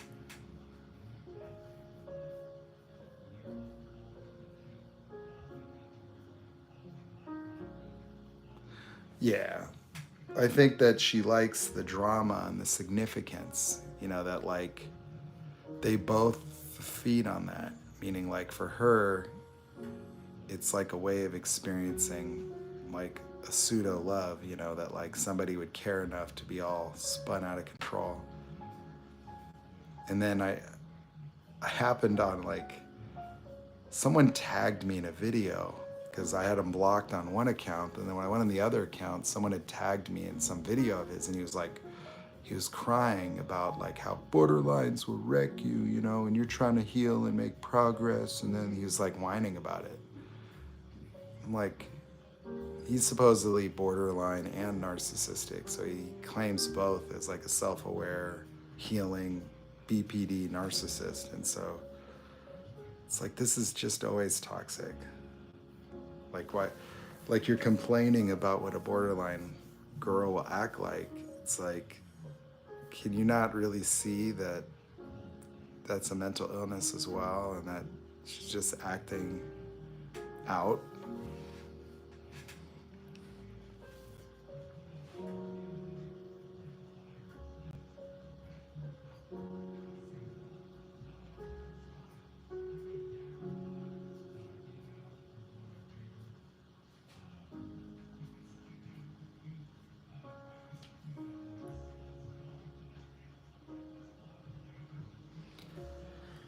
I think a lot of narcissists are having to change the game with the greater social awareness that narcissism traditionally presents. Narcissists are capable of like dramatic life changes. Whether, you know, and the way that they control their behavior. That I've watched a maturation of many of the people that I knew and I know are narcissists, but they still depend on supply. But they see these ones, I would call them like self-aware, just not in a psychological sense, meaning like, I don't think that they know that they're narcissists. I just think that they've sort of discovered the reality of being the sole authors of their reality. Like one of them, like I think they both even kind of see that they're God. Like they feel connected to God because their reality's up to them. And in some ways that empowers them because they experience having control over other people, but not, you know. And so it's like, I guess you'd call that idealizations. They live in the idealizations of others, and that gives them the appearance in their own reality of being able to like influence people. That one of them was coaching me with respect to the situation with this CNC guy. He was keeping me engaged because I would talk to him about like, you know, things are not going the way I need them to with this guy. Like he's not making the parts. And so he kept telling me it was about trust, that I needed to trust him, that like, if he doesn't experience that I trust him, and if, you know, just kept talking about my trust. And it's like, you know, saying that basically, like in his mind, what we would argue about is I would say, look, man, you don't hold that type of influence on people, that I can choose to let go, forgive, and I can be however I want to be. But people also have self-determination. They have their own characters, you know, and that I have to be able to articulate that accurately. And to him, that's not true. He actually wanted to meet the guy. Like he was going to turn it around by coming in and being attendant to one of our meetings. And I never set that up.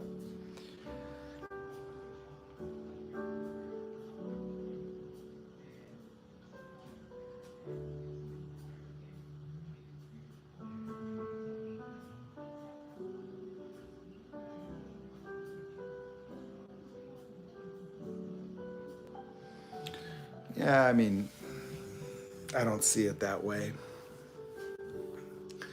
It's your vicious circles and patterns that obscure narcissists, and that you're attracted to them. You know, that narcissists are equal opportunists. You know, like I think that they're attracted to what they're attracted to. Like if they're physically attracted to you, or, you know, you start attaching to them, like they can kind of see what they could get out of it. But I don't think that they're intuitively predatory, like looking for empaths. Like, they're not necessarily doing it like that. That, like, if you asked Ray, I bet you if he's looking at women, he's mainly looking at them like he's attracted to them. And then he'll notice things about him that would make it think that he could have a chance maybe, or that, they'll discover more about you from engaging with you. But I don't think that they're just, they'll deal with anybody, And so I think, like, it's a mistake to just assume that, like, oh, I'm a super empath, and so I'm like a narc magnet. I don't think it's that at all. I think that we have undistinguished needs and form codependent relationships with projecting onto narcissists and trying to fix them.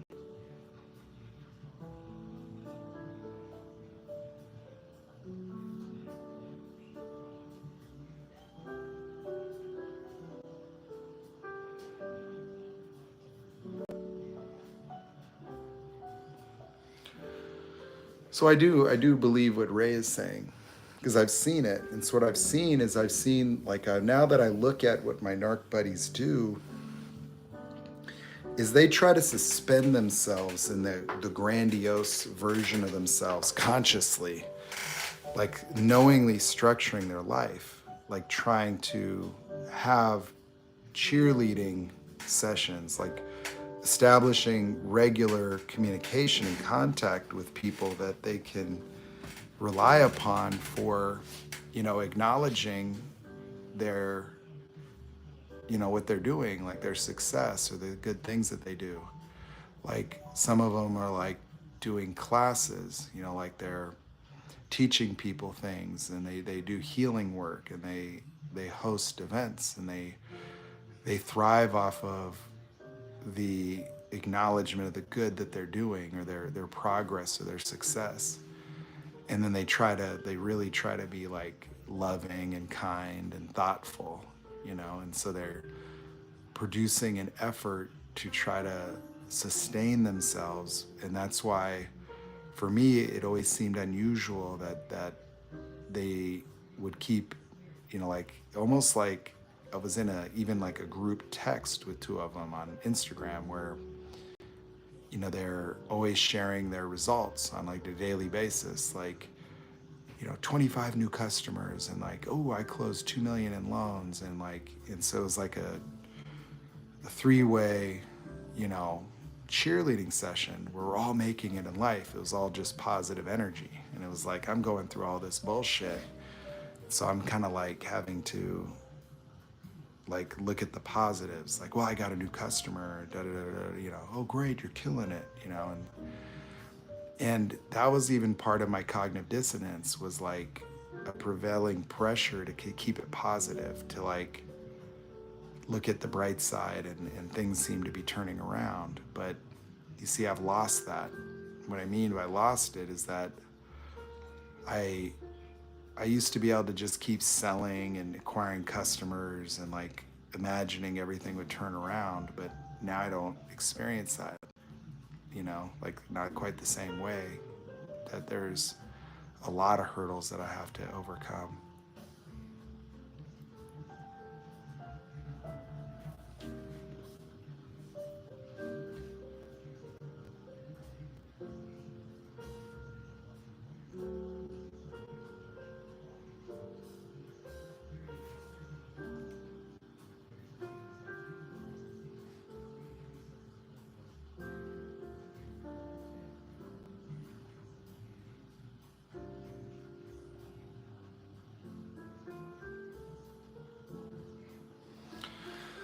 So you think solar's a scam?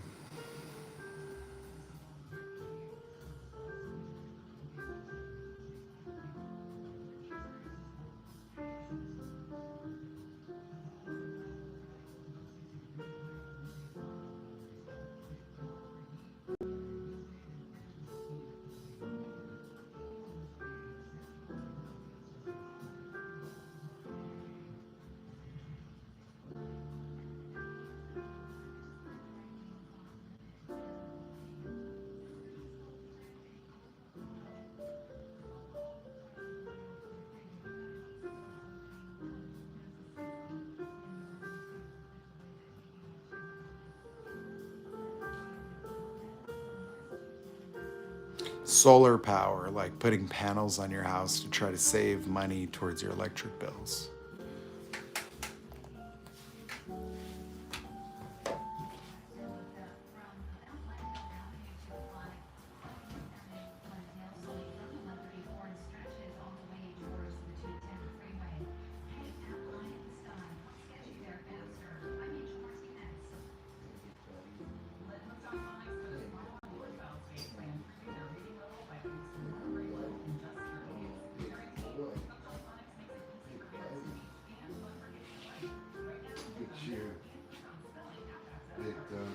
Look at the big boy.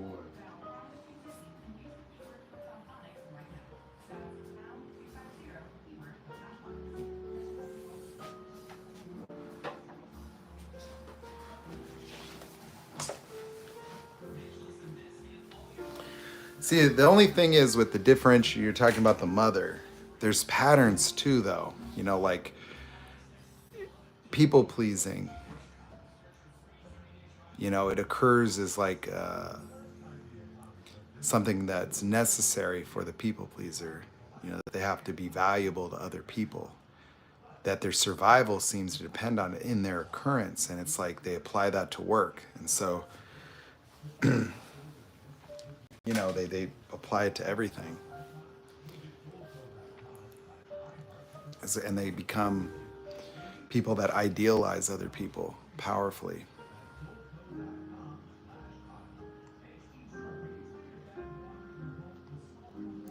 I think narc versus narc can last too. Depends on the dynamics.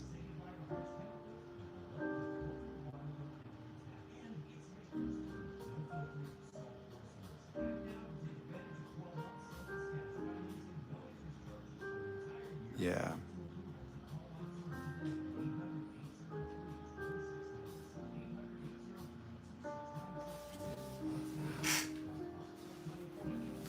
Well, you're not supposed to put yourself out there to meet people. It's just if you want. But like not wanting to as a result of narcissistic abuse only suggests sort of like a lack of discernment where you don't trust your ability to distinguish them from, you know, ordinary people. So a generalized lack of trust in others is a dangerous thing because I think that that's also the basis of, you know, the attraction to those people because you get mirrored, you know, they occur to like know you really well, you know, and they can beguile you.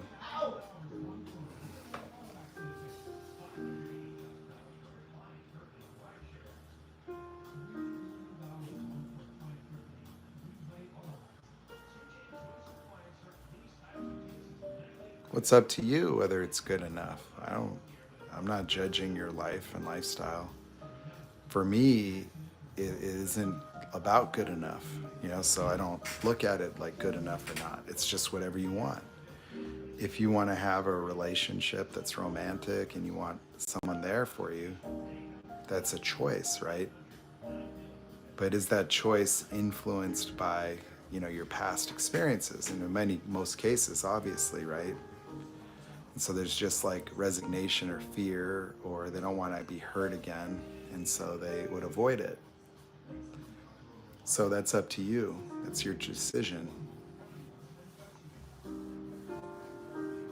No, no. Two narcs dating don't necessarily make a perfect match, but they can. They can. And I think that often, and I'm not saying in all instances, but like when you're dealing with like long-term relationships that involve like a consistent relationship, that you might find two narcissists of different types, like a communal and a covert, or two covert types, you know.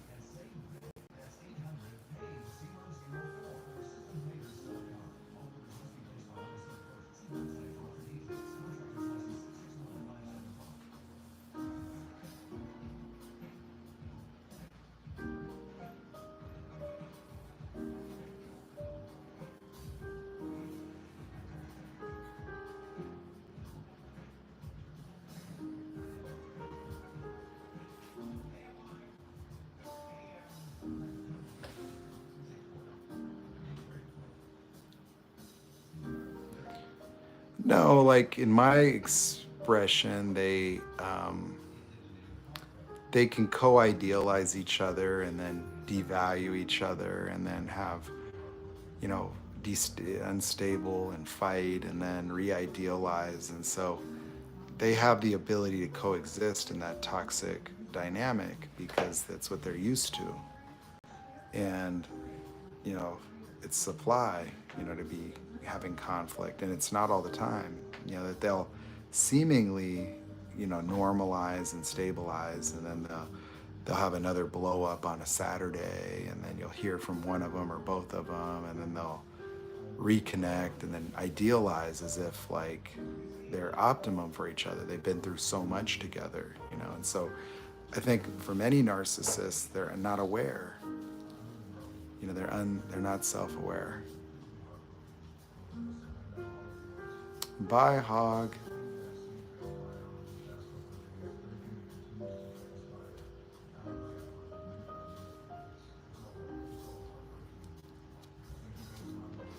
You know, it depends on their level of functionality, you know.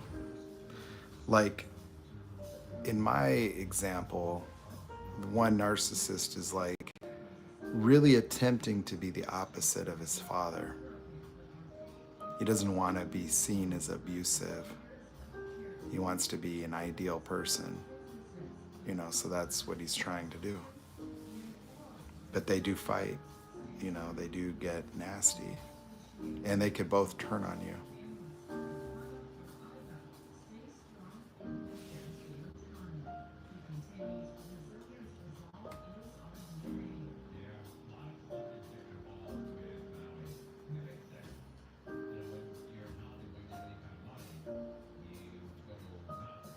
So it's like you see narcissists and borderlines have long-term relationships.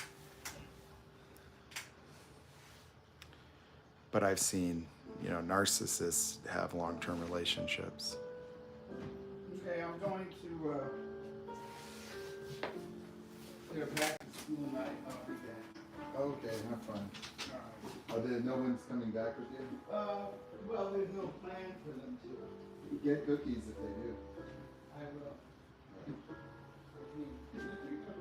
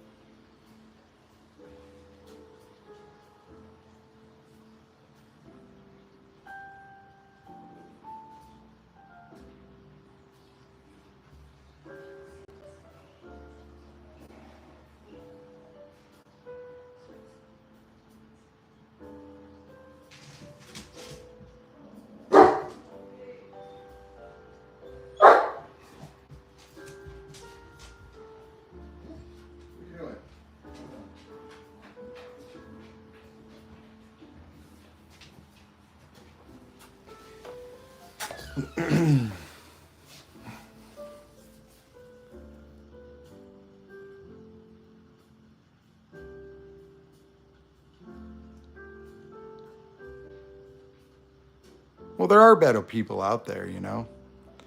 I don't know what Hog was just being weird.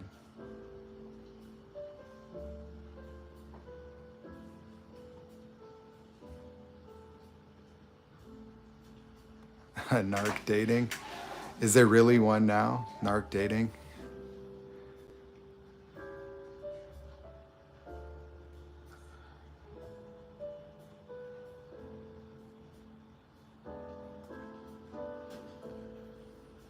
Let me see.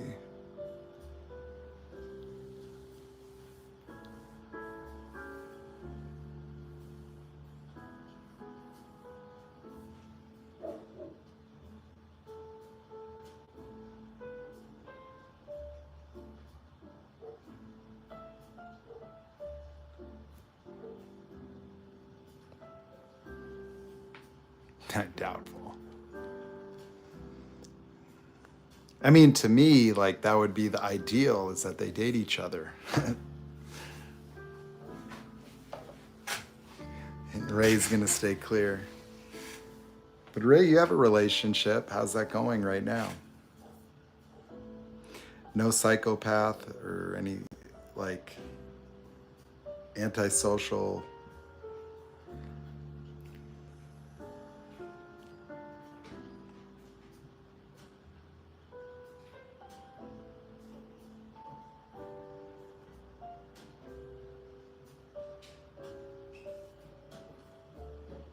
For all we know, The Rock is the super narc already.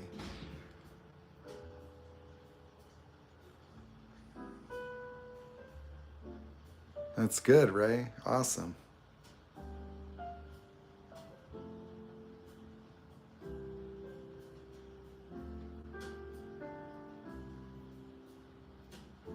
It really did in my business. Like the young guy that I worked with, it was like he had to get like super bomb, like he'd have to smoke weed and he just, while he acted happy, you know, no. I can kind of sense that he was under pressure, you know, the fear of failing, and he failed.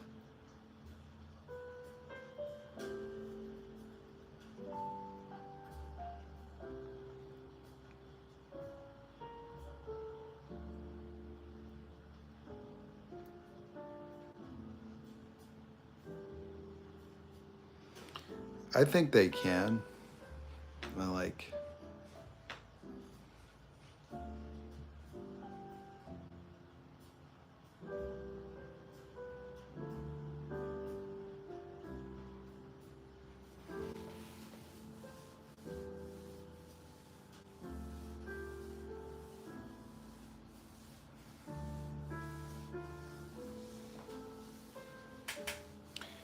yeah, like I've avoided my family, like, you know, like I used to hang out, you know, and spend time, and I don't do that anymore. I don't even communicate.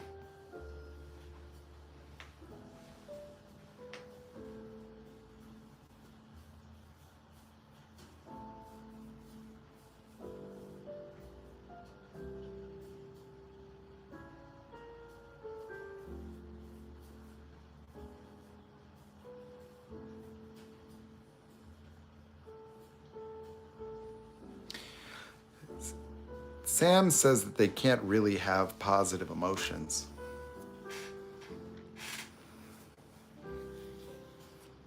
Which, you know, I've seen, you know, narcissists display what I would consider seemingly happy feelings, even including Sam.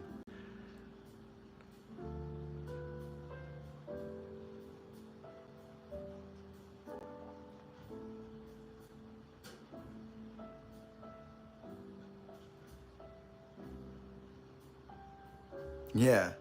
Well, you had like a covert narcissist, like they turn into a child, you know, like a baby for you, like needing your sympathy and your pity.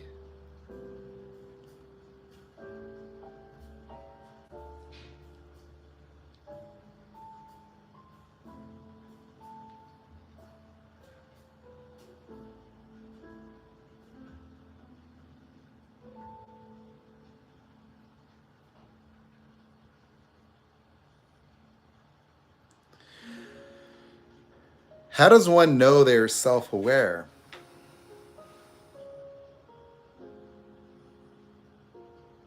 As a narcissist or as just a person?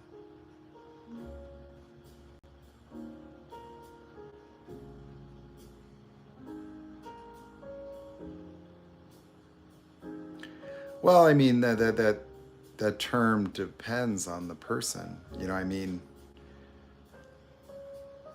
you know, self-aware would be like having, you know, some level of intimate understanding of your own psychology.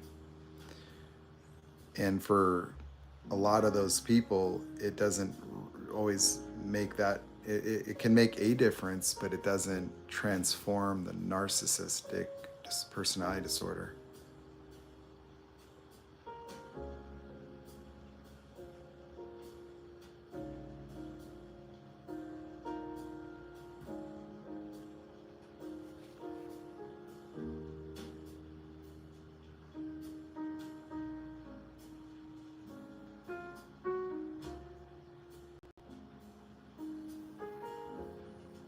A real life clown. Damn.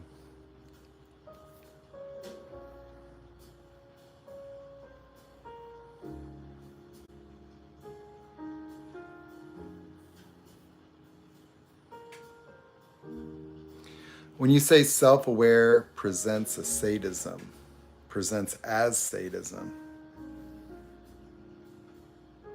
I don't know about that. I'm not sure I understand what you're saying. I don't make a connection.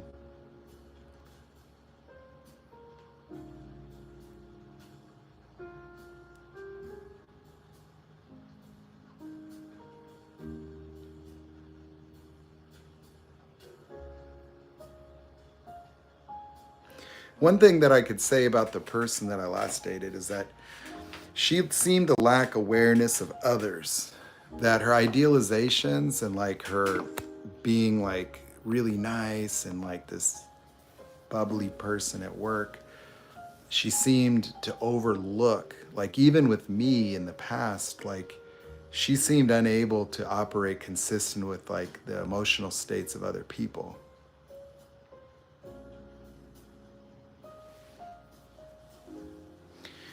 Yeah, I would say like, I don't think like most narcissists know what narcissists are either. Like, you know, these people just occur to themselves as just people. Like I would say some of them would hear about the disorder and not even think that it applies to them. Just like to no awareness about it. Hold on here.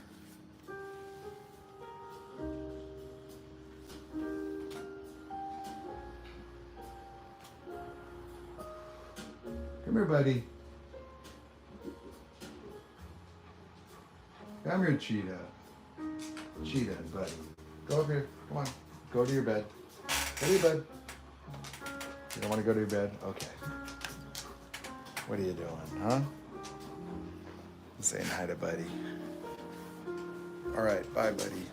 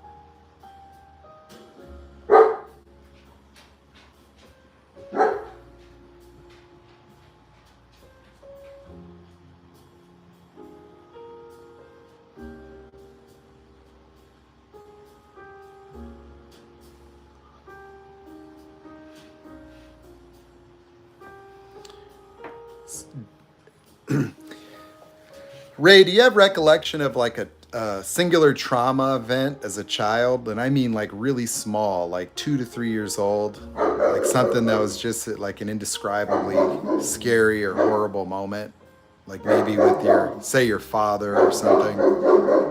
Hey, Turbo, buddy, hey, come here. Come here, buddy. Come here, I know. Come here. I know. It's another dog. I know, buddy.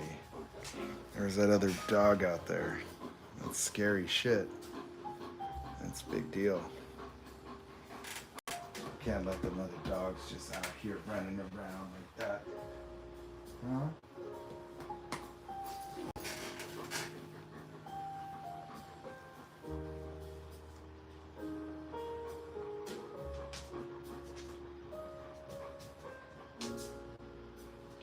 Well, what is a TED Talk? Is that an account? Is there like a TED Talk website or something?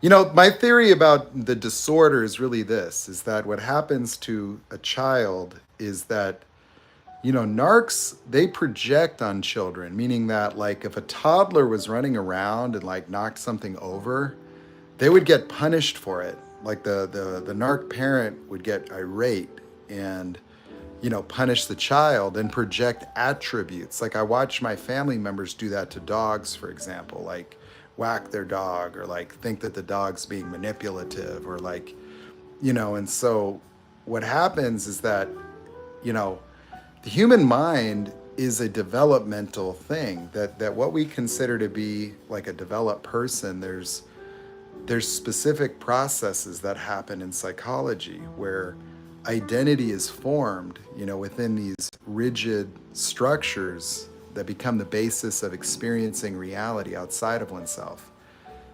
Like essentially a way of being is not just a way of acting in the world, it's also the world itself. That who you're being in your life occurs fundamentally as a necessity to you. So that way of being gives rise to the genesis of an outside world.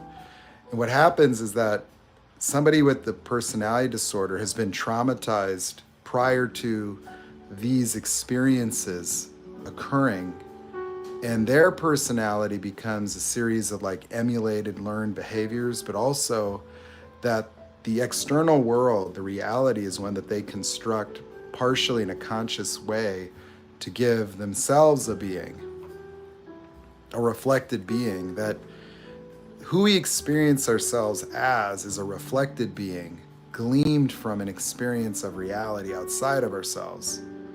And so it's like a chicken or the egg phenomenon, that you have a way of being, but that way of being always occurs as necessary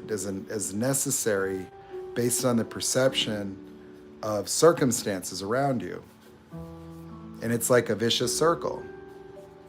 It's just that the basis of transformational learning, the basis of enlightenment, the basis of any of that is being able to have your conscious mind distinguish out those automatic ways of existing. In a way, it's like taking out the inauthentic foundation of them, which would be notions of self that are based in insufficiencies, failures. That the first moment that the personality becomes a structure in psychology is a trauma experience. Like the first time a child has like a trigger, like a all-encompassing sense that there's something wrong here. And then what they'll do is they will distinguish that something is them. There's something wrong with me. I'm not good enough. And then they'll invent a personality trait or a way of being that's a compensation to overcome a deficiency of self. And then what happens is that becomes the basis of identity, the basis of personality. And so when people are going through lives trying to become and aspire to be good enough, that is the driving force of personality. It provides permanence with respect to identity. You'll adopt personality traits that are consistent. Like that's how somebody becomes analytical. They have to figure things out and problem solve, or they become nice, or they become overly careful. It's in response to moments, and these moments, typically there's like 3 of these very defining moments. And it doesn't mean that people don't have access to being other ways, but typically when confronted by life, they always retreat into very rigid ways of being. And within that, they will always project onto reality a way of interpreting circumstances that would seem to require them to respond in that same manner within the framework of that strong suit. You could call it a strong suit or a personality trait or way of being. And so these are vicious circles that look a lot like, you know, trying to overcome the experience of being not good enough to become good enough by being good enough. And it always just is a repetitive process that's a day-to-day existence. That when you're working and you're experiencing stress, the stress is the calling to the way of being. That these ways of being are structurally, like augmented fight or flight reactions to life. The fight or flight reaction to an animal objectifies another animal. It takes and makes that animal a threat. The threat has to be eliminated for the animal to leave the fight or flight state. That an animal gets triggered and into a fight or flight reaction, and its whole body prepares. Pupils dilate, adrenaline hits, body is physiologically prepared for war. A stress reaction. And the way that that stress reaction is eliminated is by eliminating the threat. Run away from it until the stimulus of it is gone, until the animal can observe that that threat is gone, or destroy it. And so they have to figure that out. They have to determine, do I destroy it or do I run? Well, in human experiences, we've added layers to that. That it's not just that you're threatened by physical threats, but experiential threats that would cause you to experience being not good enough. And so you're threatened by the experience of being not good enough, and you try to overcome it and prevent it. And you do that within the context of a relationship where you're ongoingly trying to maintain the relationship by being good enough for the relationship, for the other person, for yourself. You do that at work. You do that in the context of school, in all kinds of social environments where you're called to be based on the way that life seems to be to you. That it just occurs as necessity for you to be these ways. Like you have to be nice, or you have to be this way or that way. And with like a narcissist, they don't develop that normally because they've been traumatized before that happens. And so in a sense, they go through childhood already in like a defensive posture, already having developed a way to survive it. And then, they learn how to be like other children, to assimilate, to fit in, to belong by emulating. And they probably imagine that's just how you do it. And so it's like they learn how to be and how to exist, how to coexist, how to socialize in a more cognitive manner. And they don't have the same degree of permanence with a character. And because their emotional development was arrested at earlier ages, they seem to fail to develop identity permanence, like they don't have those rigid structures of personality traits. Instead, they have like a makeshift reality, like their own version of reality that's similar to our, we create our own version of reality via these structures, but they do something similar, but just more consciously. And they're always in protection of the maintenance of it via narcissistic supply. That if they don't get supply, it's like they could cease to exist in a wet manner, that they're dependent on not just admiration, respect, things, but it's more of the emotional engagement that's dependent.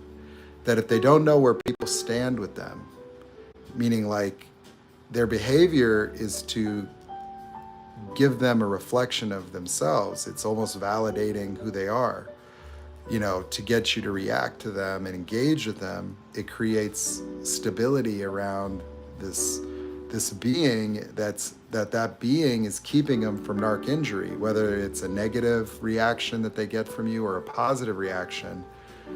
They depend upon consistent engagement in the same way a baby does. Like a baby only exists through the gaze of the mother. And so, like, while a narcissist will develop cognitively and then can have object permanence and, even a permanence of a physical form and even maybe even awareness of their own existence, the emotional development that would track in parallel with the cognitive development gets stuck in infancy. And so that is why they experience entitlement in a manner that emotionally children are only in existence to survive. That narcissists experience narcissistic injury as an existential threat to themselves. Like they react so harshly, not just because they experience injury, but like an unfolding of their reality is perceived as the equivalent of like life or death. Because it is like death for that ego, for that being, that when they say ego death, it's like when they go through that process, it is like they died. Like that version of themselves died. And then you look, like Ray put himself together in a different self. Like he had to reconstruct himself from the fucking ground up, that he consciously had to arrange how he was going to act and be in the world in the same manner he did as a child.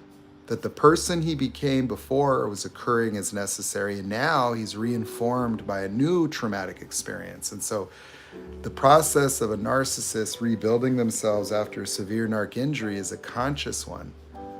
And it's one that's informed by the trauma to avoid it at all costs. And so primarily for Ray, what he would probably suggest is that he had to be this way because he never wants to go through what he went through. And also, as a grown and conscious person with more awareness than a child, he could have a form of empathy that developed from the injury, because if he were to reference others in his imagination that he hurt, the feelings that he feels become the basis of understanding those other people.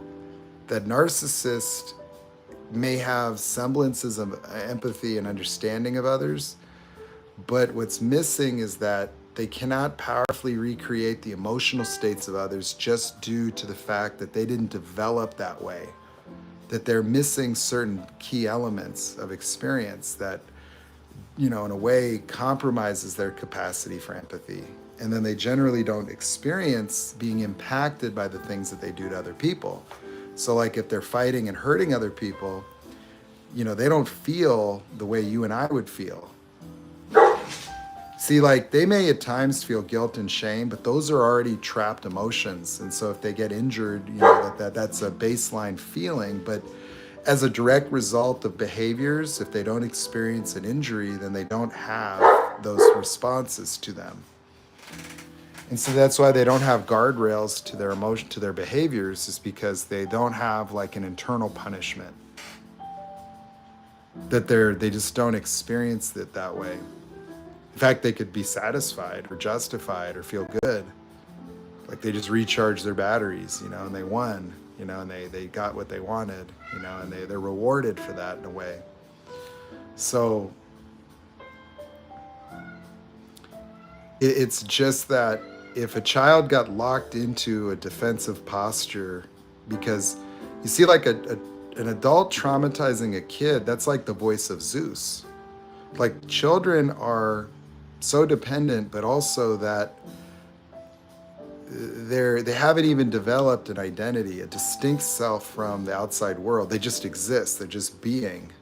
When you hear about people being later, like transforming, you can enter a state of consciousness that would be reminiscent of just being a baby, because you experience a lack of differentiation. You feel like a profound oneness, like you're so out of your mind that you just experience a connection to everything. The difference is when you do that as an adult, it's transformational because you're informed by all your knowledge, all your ways of being, all your memories. Your discernment is on another level because it's unencumbered by triggers and reactions. And so now you have all your awareness, all your discernment, all your understanding, totally accessible by your consciousness with no boundaries of fear, no reactions, no triggers. And so that's why heaven or enlightenment is such a profound state of being, is because it's informed by all your experiences. Whereas that same state of being in a child has no form. There's been no patterns developed. There's no discernment. There's no knowledge. There's no understanding. And so in order to go through, you have to fully develop, and then you can aspire towards higher levels of awareness. But a child is sort of like just a present being that has no self or differentiation. And so that process happens, but like it will be incomplete for a narcissist because the emotions stay behind. They stay, in that state. And in the occurrence of narcissists, like people in an emotional sense, even if cognitively they understand things like the other people's perceived needs to them emotionally, people really only exist for them. The only purpose of the relationship with a narcissist is the narcissist's perception of their own needs, and the way they might experience love or affinity for you is the perception of your value to them, and they will experience that as love. That you make them feel good about themselves, that in a way they get something out of the interaction with you. The idealized version of you will fit into and help them with their idealized reality in whole, but that's an unsustainable phenomenon. That you're going to fall from grace by being human. You're going to get triggered at work. You're not going to come home the same person all the time. And then they may be trying to fix that. They may try because if you are part of a narcissist reality as an idealized self, any deviation from the person they anticipate you being and responding as can cause a little injury. Like any inconsistency, it causes injury. And so they'll devalue you. And then some of them devalue just because some of them have a tendency for sadism.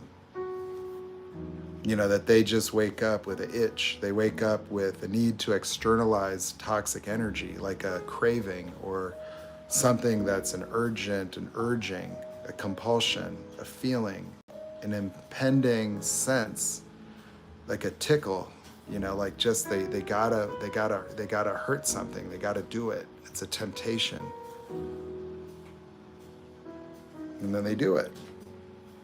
And so they have a different emotional framework that results in the behaviors, but that's how I would express my understanding of it. Like if I had to speculate, well, if you got traumatized and you were already acting and behaving as a junior narcissist, boom. Because emotionally, babies are narcissistic. Not that they're exploitative per se, but they only exist for their needs to be met. When they're acting out, like they cry to get attention or get fed or get their needs met, and they smile and they giggle and they do things that have a positive affect on the mother. It's like positive reward for engaging with them. The baby doesn't really know that it's doing that. It doesn't have really a conscious process to make necessarily choices. It's instinctive. It's mainly like robotic as a way to induce the mother. The mothers have profound reactions. Like if a baby cries, it can make a mother eject milk. Those behaviors are meant to, impact the mother to meet the baby's needs. Well, in a way, it's like you can arrest the child's development in that phase of emotional development. And then they don't normally form a personality. And then they become, like in my view, the need for a false reality and a false self is, to have a way of being, a being that would protect from narc injuries. And also just to have a way of engaging, like it's like a invented personality. You see, the thing is we all did the same process in a way. It's just that your personality routed in like these failures to be stored in a way that like you have, it's like these personality structures in psychology that are memorized, locked into place, very rigid, whereas a narcissist doesn't have it quite like that. that they've kind of co-created themselves, you know.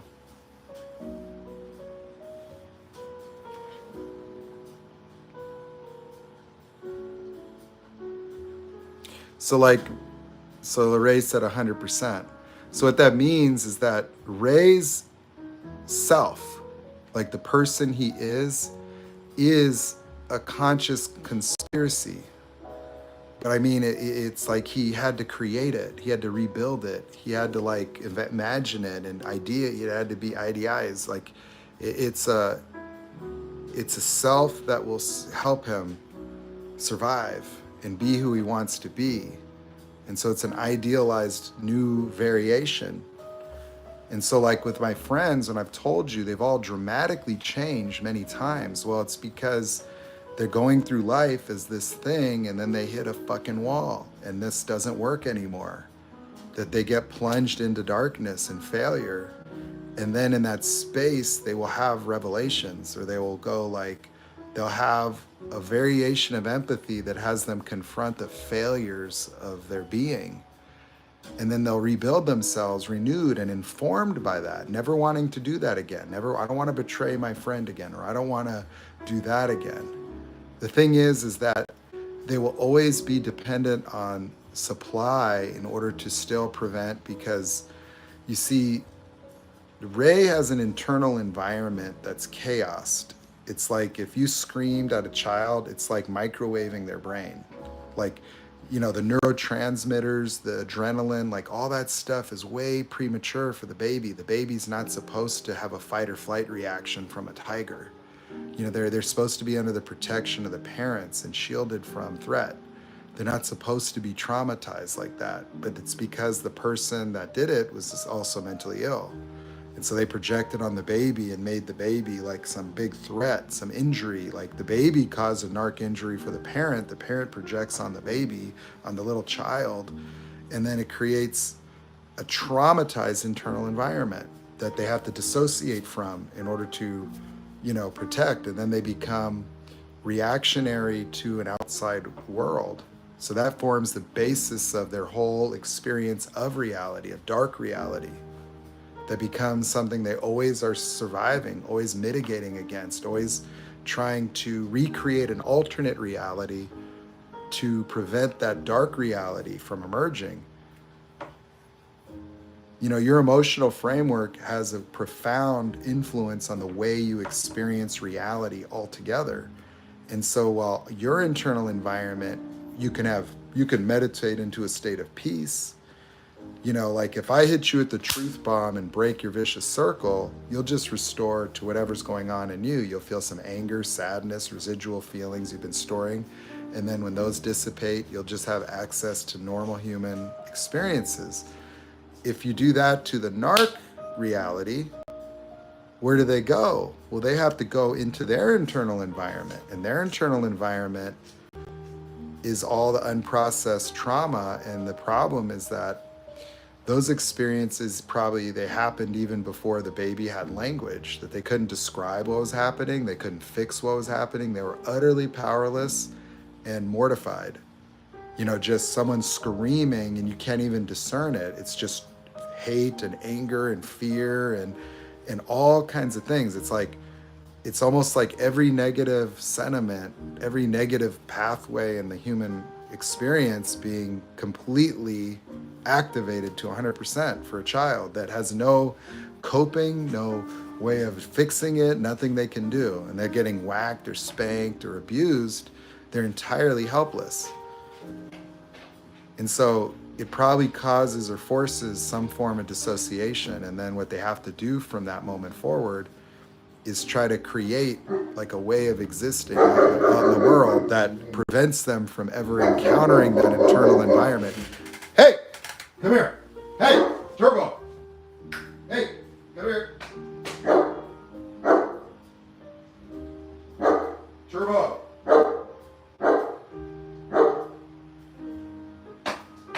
Come here.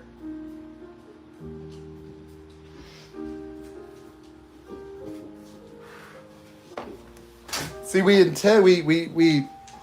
tend to understand the way people develop from looking at their environments. But the reality is that the environment may remain consistent, but you see, like, these things have original moments, you see. And I think the reason I didn't become a narcissist was that my parents' behavior hadn't deteriorated to that degree, that my father wasn't being abusive like that during those years of my life. Doesn't mean I didn't have eggshells. I got ADHD for a reason, but like my little brothers had to experience the fireworks of physical violence, witnessing horrible things that they couldn't understand, creating paralysis, helplessness, fear. Like you imagine a 2-year-old watching mommy and daddy hit each other and scream, and so those types of unprocessable, indistinguishable traumatic experiences can then disrupt the formation of personality because they've already developed coping skills and things, and so they don't experience a failure to be like someone that doesn't have that structure developed yet. So like a little 4-year-old, and then suddenly they get triggered for the first time into a state where they distinguish for themselves that whatever they are isn't enough. And then they invent a compensating way of being that becomes, a fixed structure of a patternized way of being, a patternized way of interpreting reality. And then they continually respond to that interpreted reality by being consistently nice, consistently analytical, consistently funny, consistently safe, consistently strong. And so these are ways of being that become the basis of personality and also the basis of narcissistic abuse, because the narcissists don't possess those triggers. They have narcissistic injury, they can be triggered there, but narcissists and psychopaths and sociopaths can be far more present in the moment than people with fully developed personalities. Because you could be impacted by something and walking with your head down in your thoughts, and not good enough, down. And they could be perceptive of your states, and they could learn about those things and become exploitative of them. That they'll learn your buttons, and they don't have those same buttons. They just don't have them because that's not part of what makes them tick. They're mechanically different machines from a psychological standpoint. And that's why they're able to be exploitative of people, is that when you have a developed personality, your personality is a survival strategy for the perception of shortcomings. That's what motivates you, is that they're supposed to be that way, that you're supposed to feel not good enough. You're supposed to feel broken. You're supposed to feel weak. Because that's what compels you to be strong. That's what compels you to figure it out. That's what inspires you to become good enough in a perpetual pattern of behavior that becomes your character, who you are as a person.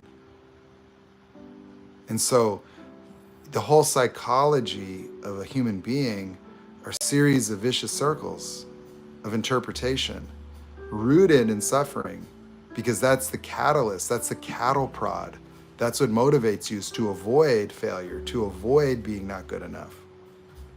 And it just so happens if you developed a normal personality in an abnormal environment, there's other dynamics like internalization and idealization and codependency that also are a structure of personality.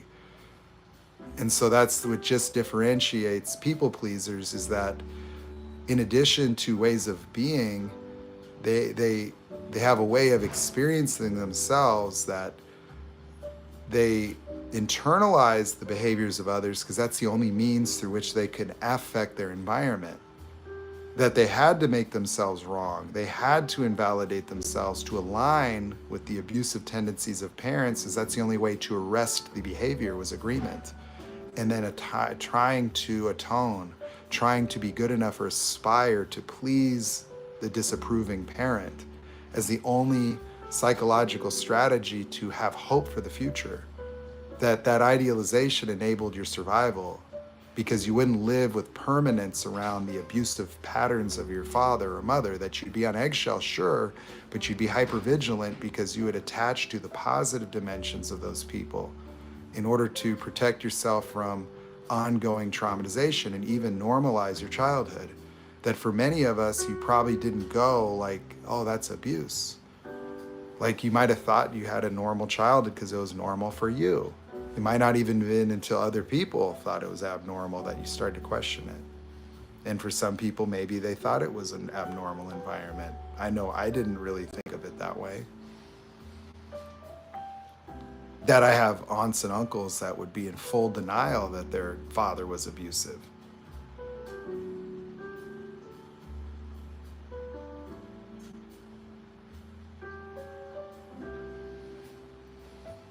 So that's what would distinguish Ray from me, is that we had similar environments, but he got the bad end of it. Me being the oldest, my parents' relationship was more stable during those periods of time where I would have been vulnerable to the type of trauma. That same trauma happened, but fortunately happened after I'd started already developing a personality. Whereas like if you did that to a little child, it's like touching the wings of a butterfly. You know, like you could traumatize the child, and then to me it's like, you know, there's things that like development of human beings is an ongoing process through childhood. That the mind doesn't just automatically become what it is, that it's very much tailored to the environment. And if you have these types of traumatic experiences, it will influence the development of it. For people that have developed personalities, their personalities are survival structures for that environment. And that's why later in life, they will recreate those environments based on patterns of interpretation. You know, and then in a sense, be incompatible with environments that are not like those ones. That if you have to internalize the behaviors of others, you're kind of in a perpetual state of inadequacy, dependent upon yourself to prove and prove and prove to others, to aspire towards securing the relationship. It just so happens that dead mothers or mothers that don't provide the same level of attention, the kids would have to be more attentive and more attached. Imagine, you ever seen a cat that just doesn't take to the little cubs? You know, rejects them or whatever. Well, they would not thrive, right? Well, you hear that a lot, failure to thrive. You know, failure to thrive would be like a narc mom that can't attend to the babies, that just has no affinity for them. Well, you know, that's like called the dead mother. Well, that baby's gonna get a lot more noisy, a lot more needy. You know, it has to force the reaction of the mother. It has to scream to a threshold where the mother is like triggered into doing something about it, addressing it, probably upset. Like, what's wrong with this little thing? It's ruining my life, you know? And so those kind of dynamics will have a dramatic influence on the way that the baby will develop later in life. So it also would affect attachment styles. Like if you were cubs, and imagine like bear cubs, but the mom doesn't have the same strength of attachment, well, those bears are going to compete with each other for the milk. They're going to have to form stronger attachments. They're going to have to get there real quick and get milk, and then the mother might get up and start walking, and then they'll have to chase to survive, you know, like they don't exist. The mom's just doing her thing, you know, and then she stops, and then they try to attach. And so in order to survive in nature, cubs, children's, babies, they have to survive the environment of their childhood first. And so if you have parents that have different levels of affinity or attachment for the children will have to make up the difference. And so that's why when you see these so-called trauma bonds, in many ways, they're just recreations of the childhood attachments, because the children are left incomplete in the sense that they never really could satiate the mother, the father in their reality, that like they never measured up fully, that the people pleasing worked to an extent, but it never worked to permanently affix them, because the relationship that they would get from a narcissistic parent would vary. You know, they would treat you wonderful, and then you'd be like, I'm loved and I'm happy, and then they would devalue you the next day. And so that created instability with your own sense of self. Now your sense of self is derived based on the treatment from that parent. That you feel like you exist, you matter, and you're loved, and you're connected and safe when they're treating you good. And when they devalue you, you feel worthless, and then the way you deal with that is pleasing them. And now you've developed people pleasing. And you're going to be prone to unstable relationships where you respond to devaluation with a positive affect, like an effort to overcome it, to fix yourself, to aspire to please people. And so you have hypervigilance, where your perception of the other emotional states of people is like a survival strategy. In fact, you feel almost guilted or obligated or compelled to help and take care of and provide, where your own sense of value seems to be contingent upon your being valuable to others. Like, it's real important for me to be valuable. I got to be valuable. Because if you aren't valuable, you're going to get discarded. You're going to be ridiculed. And so when you do get ridiculed or just devalued, you're left like an abandoned child. Why do you think these people are wrecked when the narcissist discards them?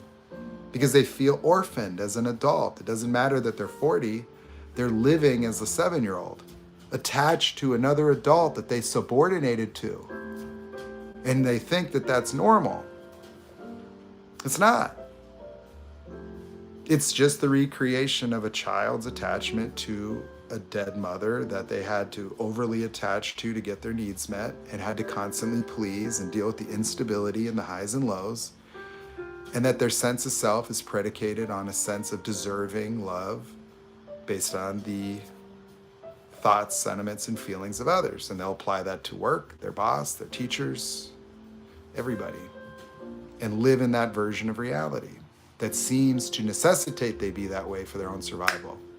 And then they're desperately trying to make a marriage stay together, like their survival depends on it. Instead of just being objective and saying, this is an abusive, toxic piece of shit. No, it's me. I'm not good enough. If I was good enough, they wouldn't act that way. My mom wouldn't treat me that way if I was good enough. If I was just good enough, then nobody would treat me that way. So my whole life is about becoming so good that I'll finally be happy. And so what do? They live out a life of being good enough, good enough, good enough, and then getting devalued and used and taken advantage of, and then thinking they have to be even better. They have to be more valuable, and they're going to do better next time.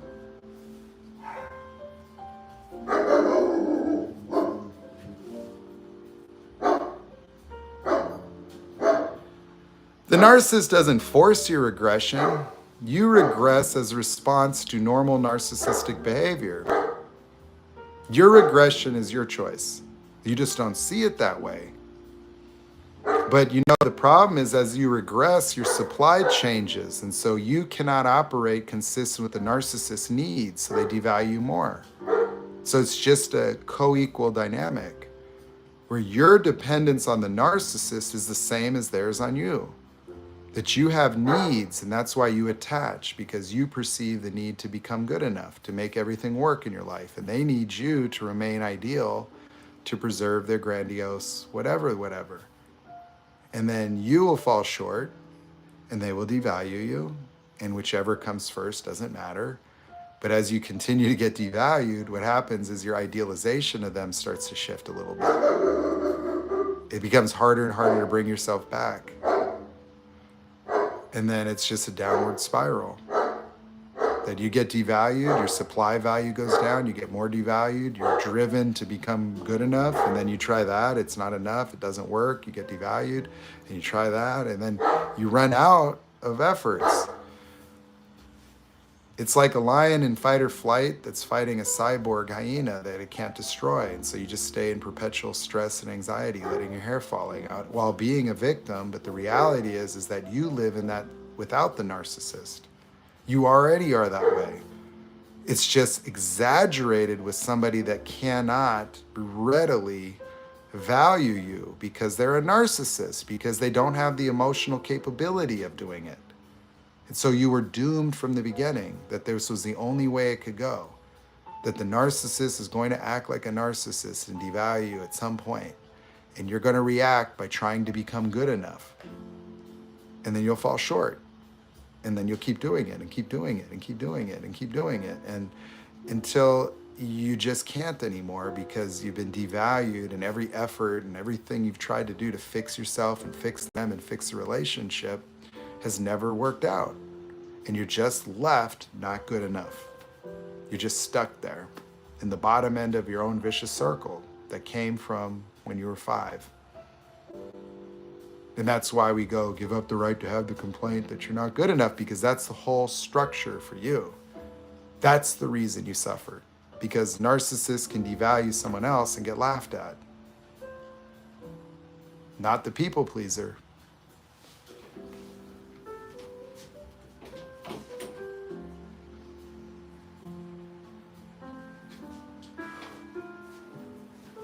In fact, the narcissist is perceptive to the boundaries of other people. Narcissists know who they can't fuck with.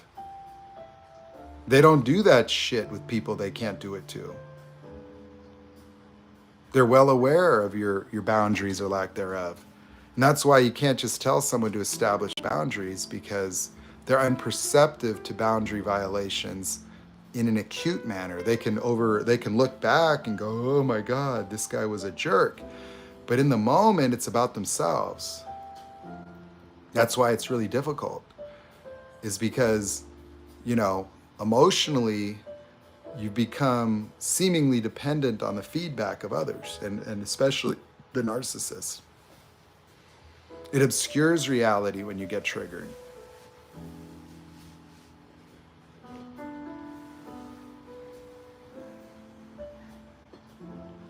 And you think you'll get love when you're finally good enough. And so that's what you associate with the behaviors of others. You make it about yourself. As if they treat you that way because there's something wrong with you. Or you stay because you know that there might be, or you have a sense of that.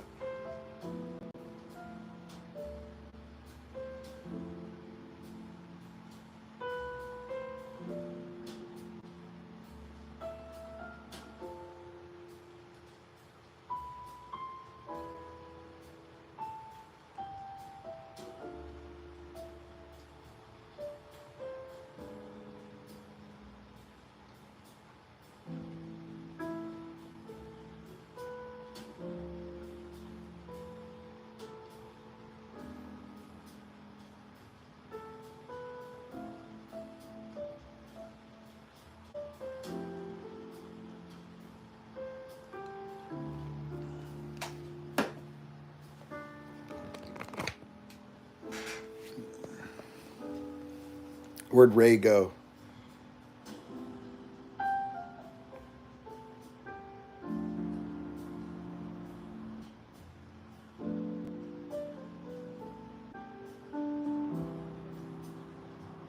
They do use physical intimidation, because a lot of you have trauma states in response to loud noises. Like, if a child gets yelled at, like, often they'll freeze, they'll become paralyzed because they won't discern or understand the threat, meaning like, it's not like if you're just doing something as a child, you don't have morality. You don't know that taking the phone apart or doing this is bad. You don't have any sense of that. And then you get screamed at and you have to freeze, to just arrest what you're doing because it's causing a problem and you don't understand it. So it creates confusion and fear that paralyzes you. And so if they discover that, they could use that on you.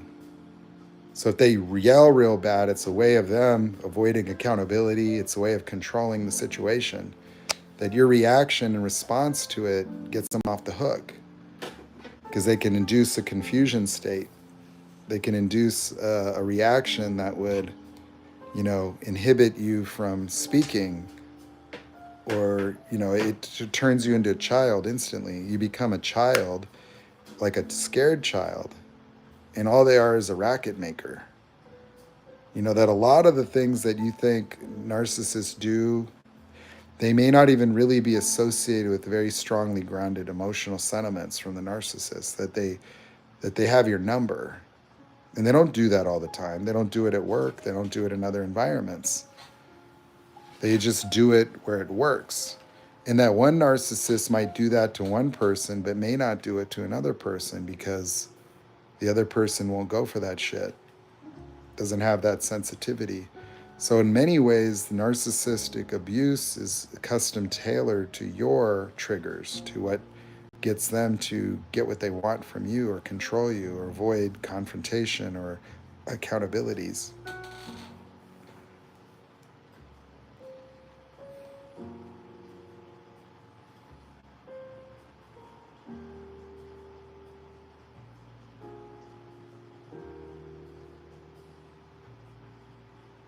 I don't know what that question is. How do come other people don't notice them? What do you mean by notice? Like other supplies? Because the relationships are different. You know, like a narc female, for example, can have long term sex partners that they never devalue because it's part of a fantasy. Because it's like they don't ask questions, they don't have to deal with nothing. And so they could have fantasy relationships. And so, like, if you have a cheating narc husband, like he gets positive supply out of those encounters that he can't get with you anymore because you've been devalued. And so he won't do that to them.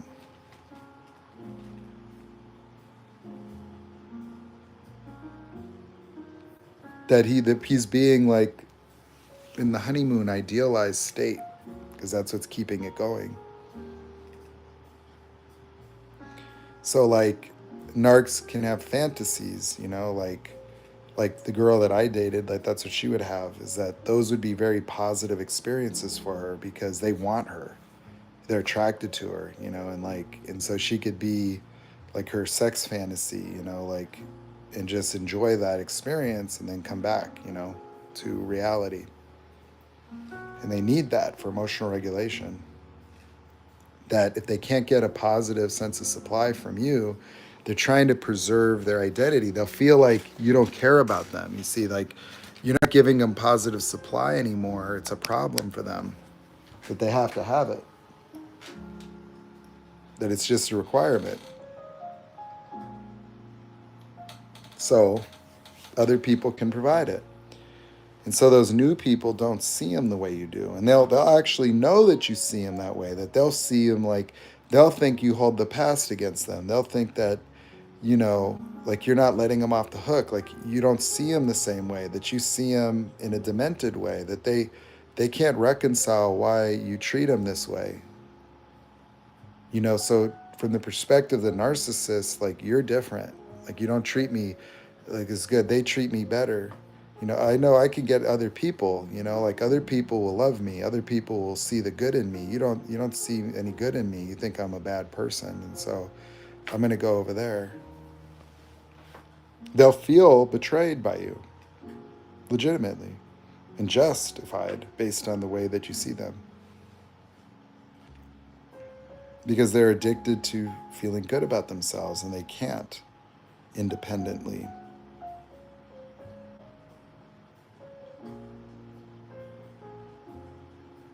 But there's people that can have a narc relationship and it never crosses those boundaries. That a narc can maintain a supply just as a fling and then just get another wife and they'll keep that one forever. There's so many different things and things that they could do that it isn't always the case that they're going to take the new supply and turn them into you. They may never. They might, but you never know what they're going to do. That not everybody necessarily gets the the blunt of the abuse. It's just going to be the people closest to the longer relationships that are domesticated or like consistent. Like if you're, because like once the narcs devalue you or slip up or their mask drops, and then you start adjusting to the new reality of this person, the way you treat them changes,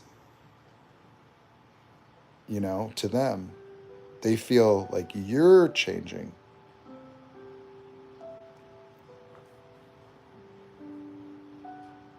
They're unable to really always cope with what they're doing. They don't see or experience their side of the equation. That they would recreate the reality that you changed first, that you did it.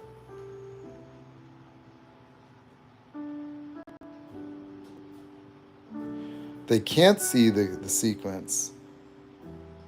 They can't permit themselves. Why? Because it'll cause a narc injury. Why would it cause a narc injury? Because they're not a good person. They have to be the victim. They have to be, in order to prevent injury, their reality has to be fake as well as their past. That they will recreate and rebuild the way that they recreate past events to prevent the confrontation between their grandiose ideal self and their true nature. That you try to get them to admit stuff, you fight with them, they deny it. They don't want to allow themselves to experience it or admit to it because they will cause a problem.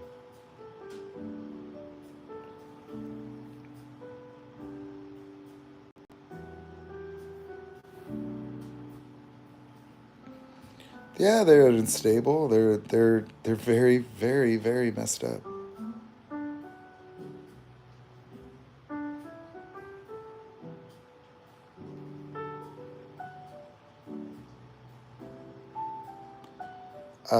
I don't know. I don't really know much about her. I mean, a lot of celebrities, could be. I would say people that aspire to that and then have grandiose sense of self. Yes, it's like, you just see like a higher likelihood of people that are in entertainment or politics having these disorders for sure. Doesn't mean they all do, but it just would make sense if they do. But I don't know much about her.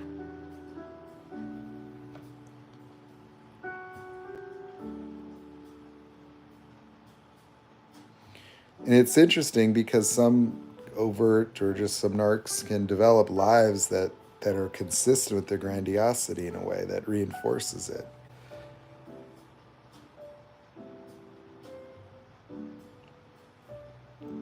You can't tell me nothing. Jesus walks.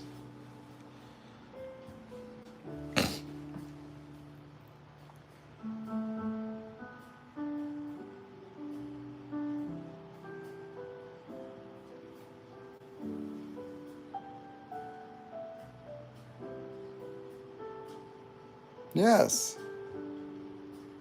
Yeah, you watch all the dysfunction, like these people are narcissists. Keeping up with the Kardashians, housewives, bachelorettes, bachelors. Yeah, it's entertainment. It's captivating because they're just so irrational and grandiose and entitled and fantasies and nonsense. And you just gobble it up.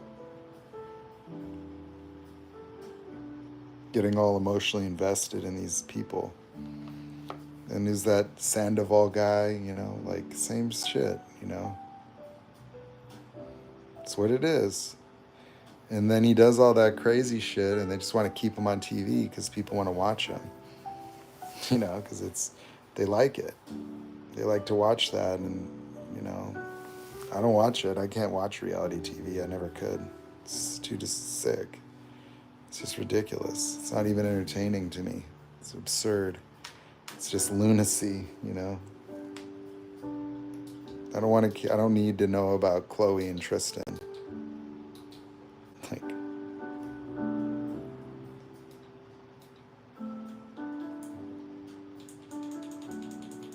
is he gonna change this time?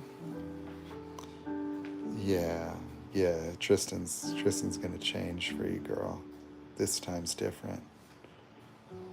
Then you find out he's got another woman pregnant again. It's just same shit. Same shit. He's gonna change. Tristan. You guys wanna watch that shit? Girl, did you see what Tristan did this time? He's on TMZ. Oh my god, how embarrassing.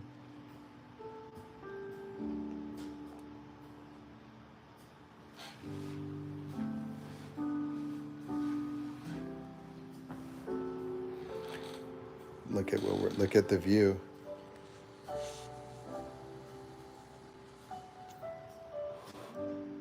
You think it's joking, it's sick. Like we're fostering narcissistic tendencies in people that don't have the disorder. That your whole identity is a narcissistic construct.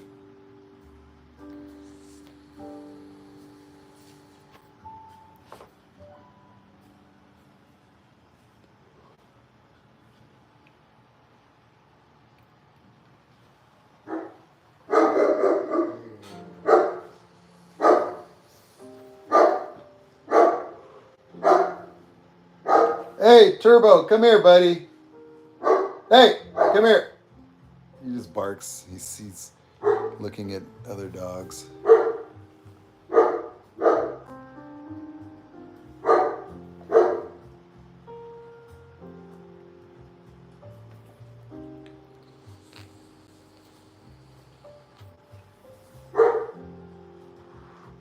Turbo! Hey! Hey, come here, buddy. Turbo, come here.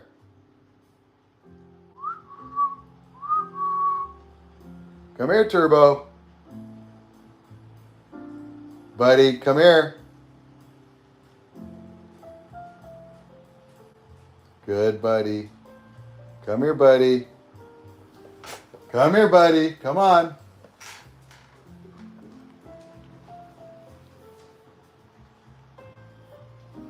Come here, buddy.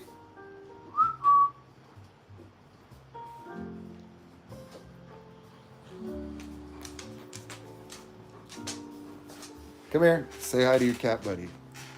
Go say hi. Come here. Come here. Go up on the bed.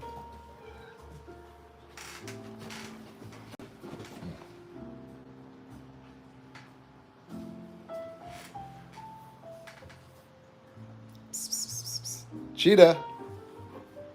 Cheetah.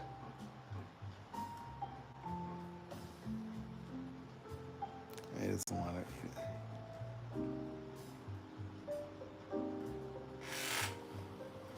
it. Buddy. Buddy. What are you doing, buddy?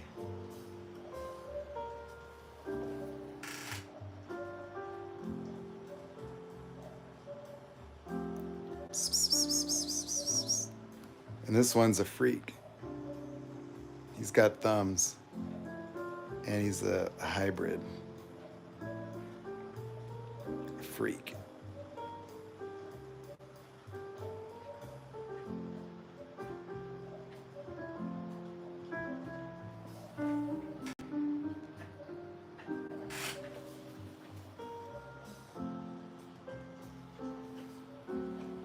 Yeah. Yeah. It's a big buddy. He's pretty oversized.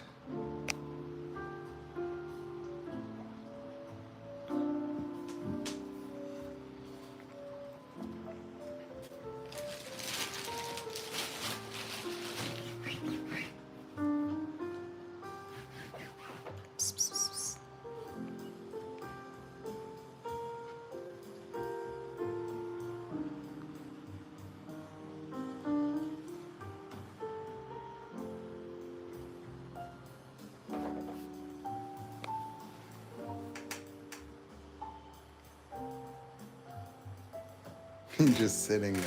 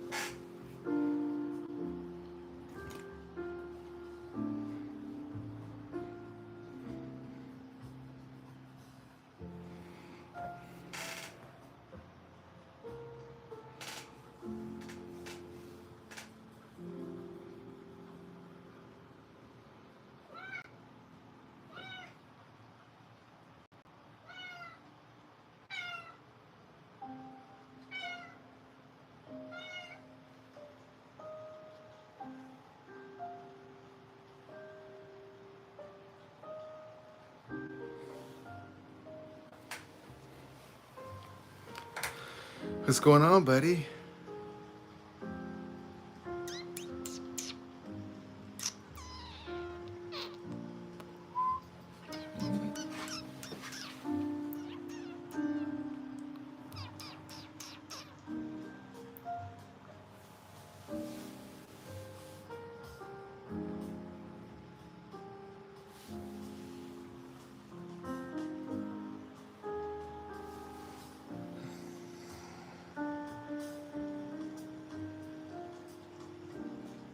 Here, buddy, you like that?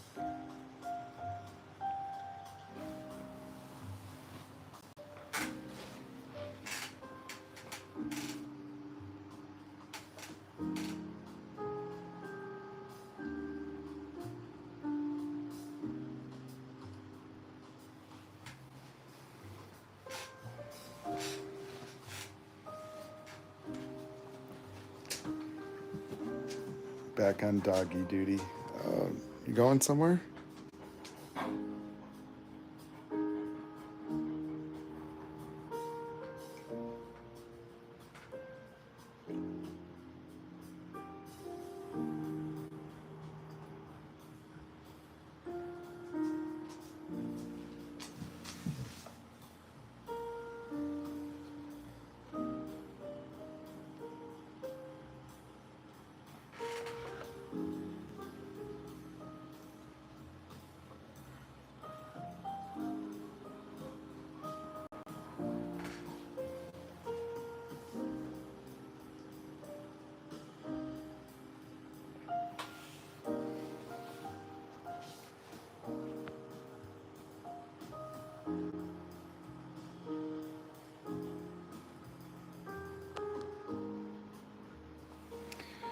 Okay.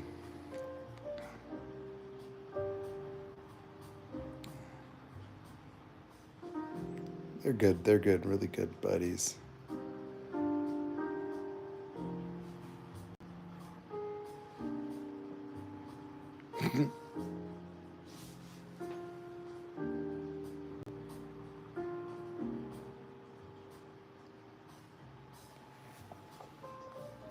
Aw, good buddy. Good buddy. Good boy. He's a good buddy.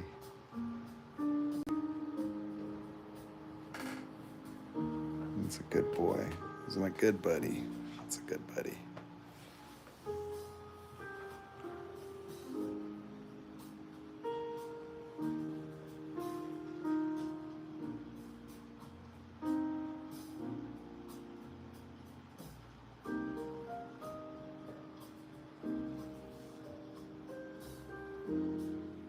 Different cat.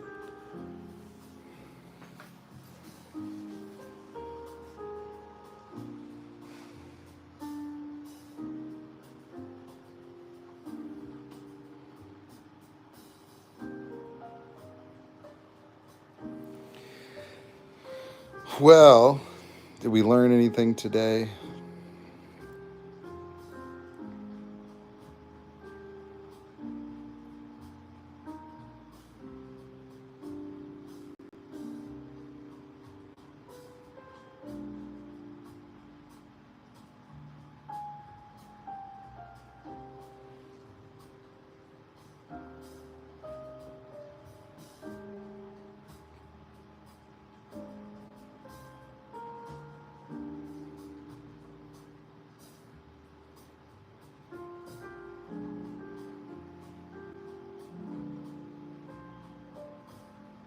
Well, that's cool.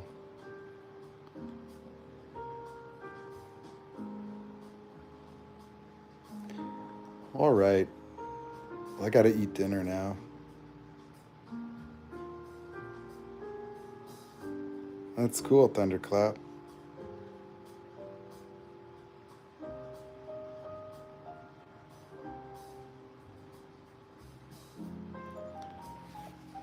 Hey, buddy. Turbo. Over here. Look.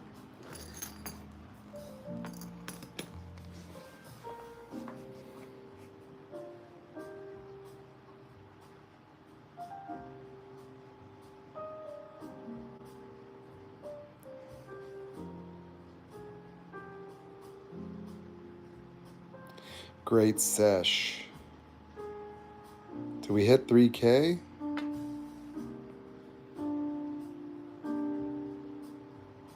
Dang, man. We're well on our way, man. If I keep this up, man, I won't have to work anymore. Just like another 5 years of 8 hours of live streaming. Hey, everybody. It's just me. I'm here at Skid Row. I was able to get an extension cord plugged into the YMCA over there and a bottle of water. There's a lot of narcs out here, man. Hey, man. You know, you just start dropping things into your Facebook groups or something.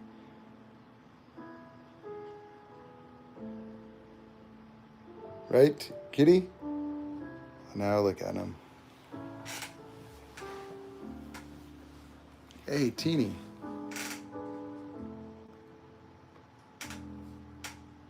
Oh, see.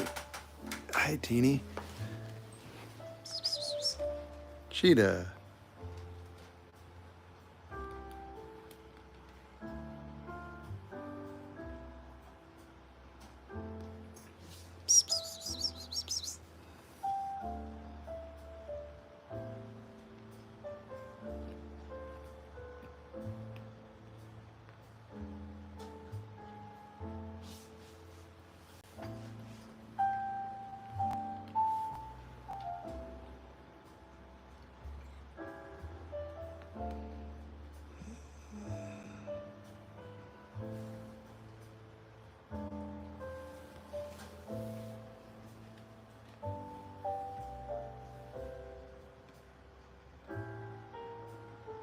He's got hella claws, man.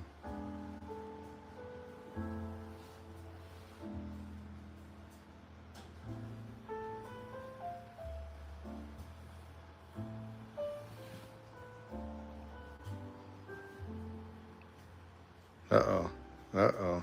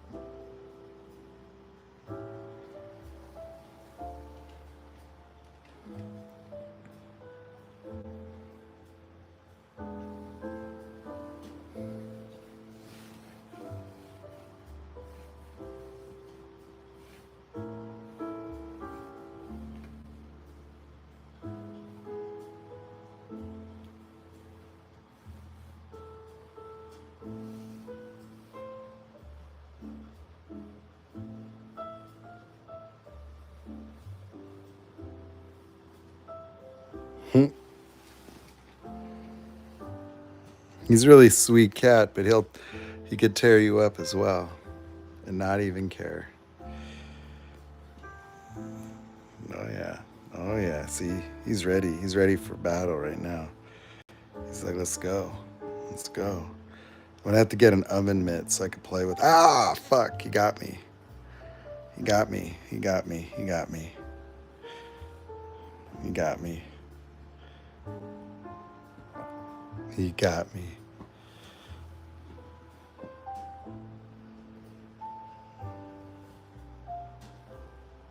Teeny. Cheetah. It's okay, buddy. Oh yeah, see, he wants to go now. He's ready to rock. He wants to do something. He could be sweet, but if he gets irritated, he'll he doesn't he'll get you. Because his little claws, they're so sharp, they'll hook you, and then he'll pull you in, and then he'll kick you with his little back. Ow! Kick you with his back legs. Oh yeah. Turbo used to play with him, but now that he's like bigger, this cat's really strong, so he can tell it does some damage. Psst, psst, psst, psst, psst. My little buddy.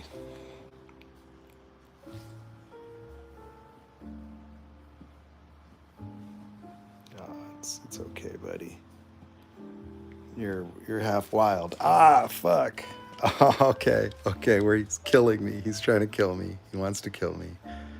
He wants to kill me. Ah, okay, all right. You win. You win. You win, Cheetah. You win, motherfucker.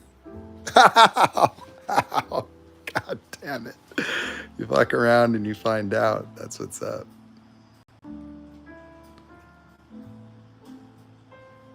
So you got to do a damage assessment. That's not that bad. It's not that bad. I think that's skin.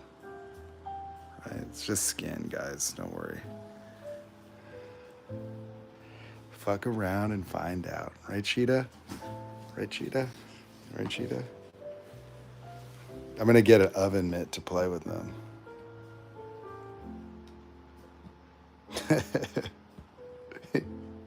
That's just his moods, you know?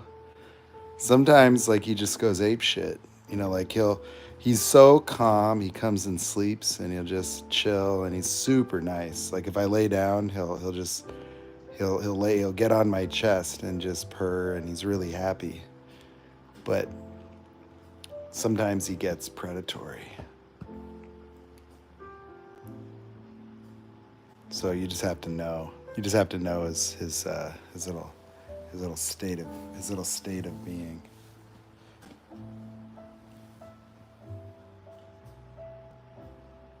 Right, buddy?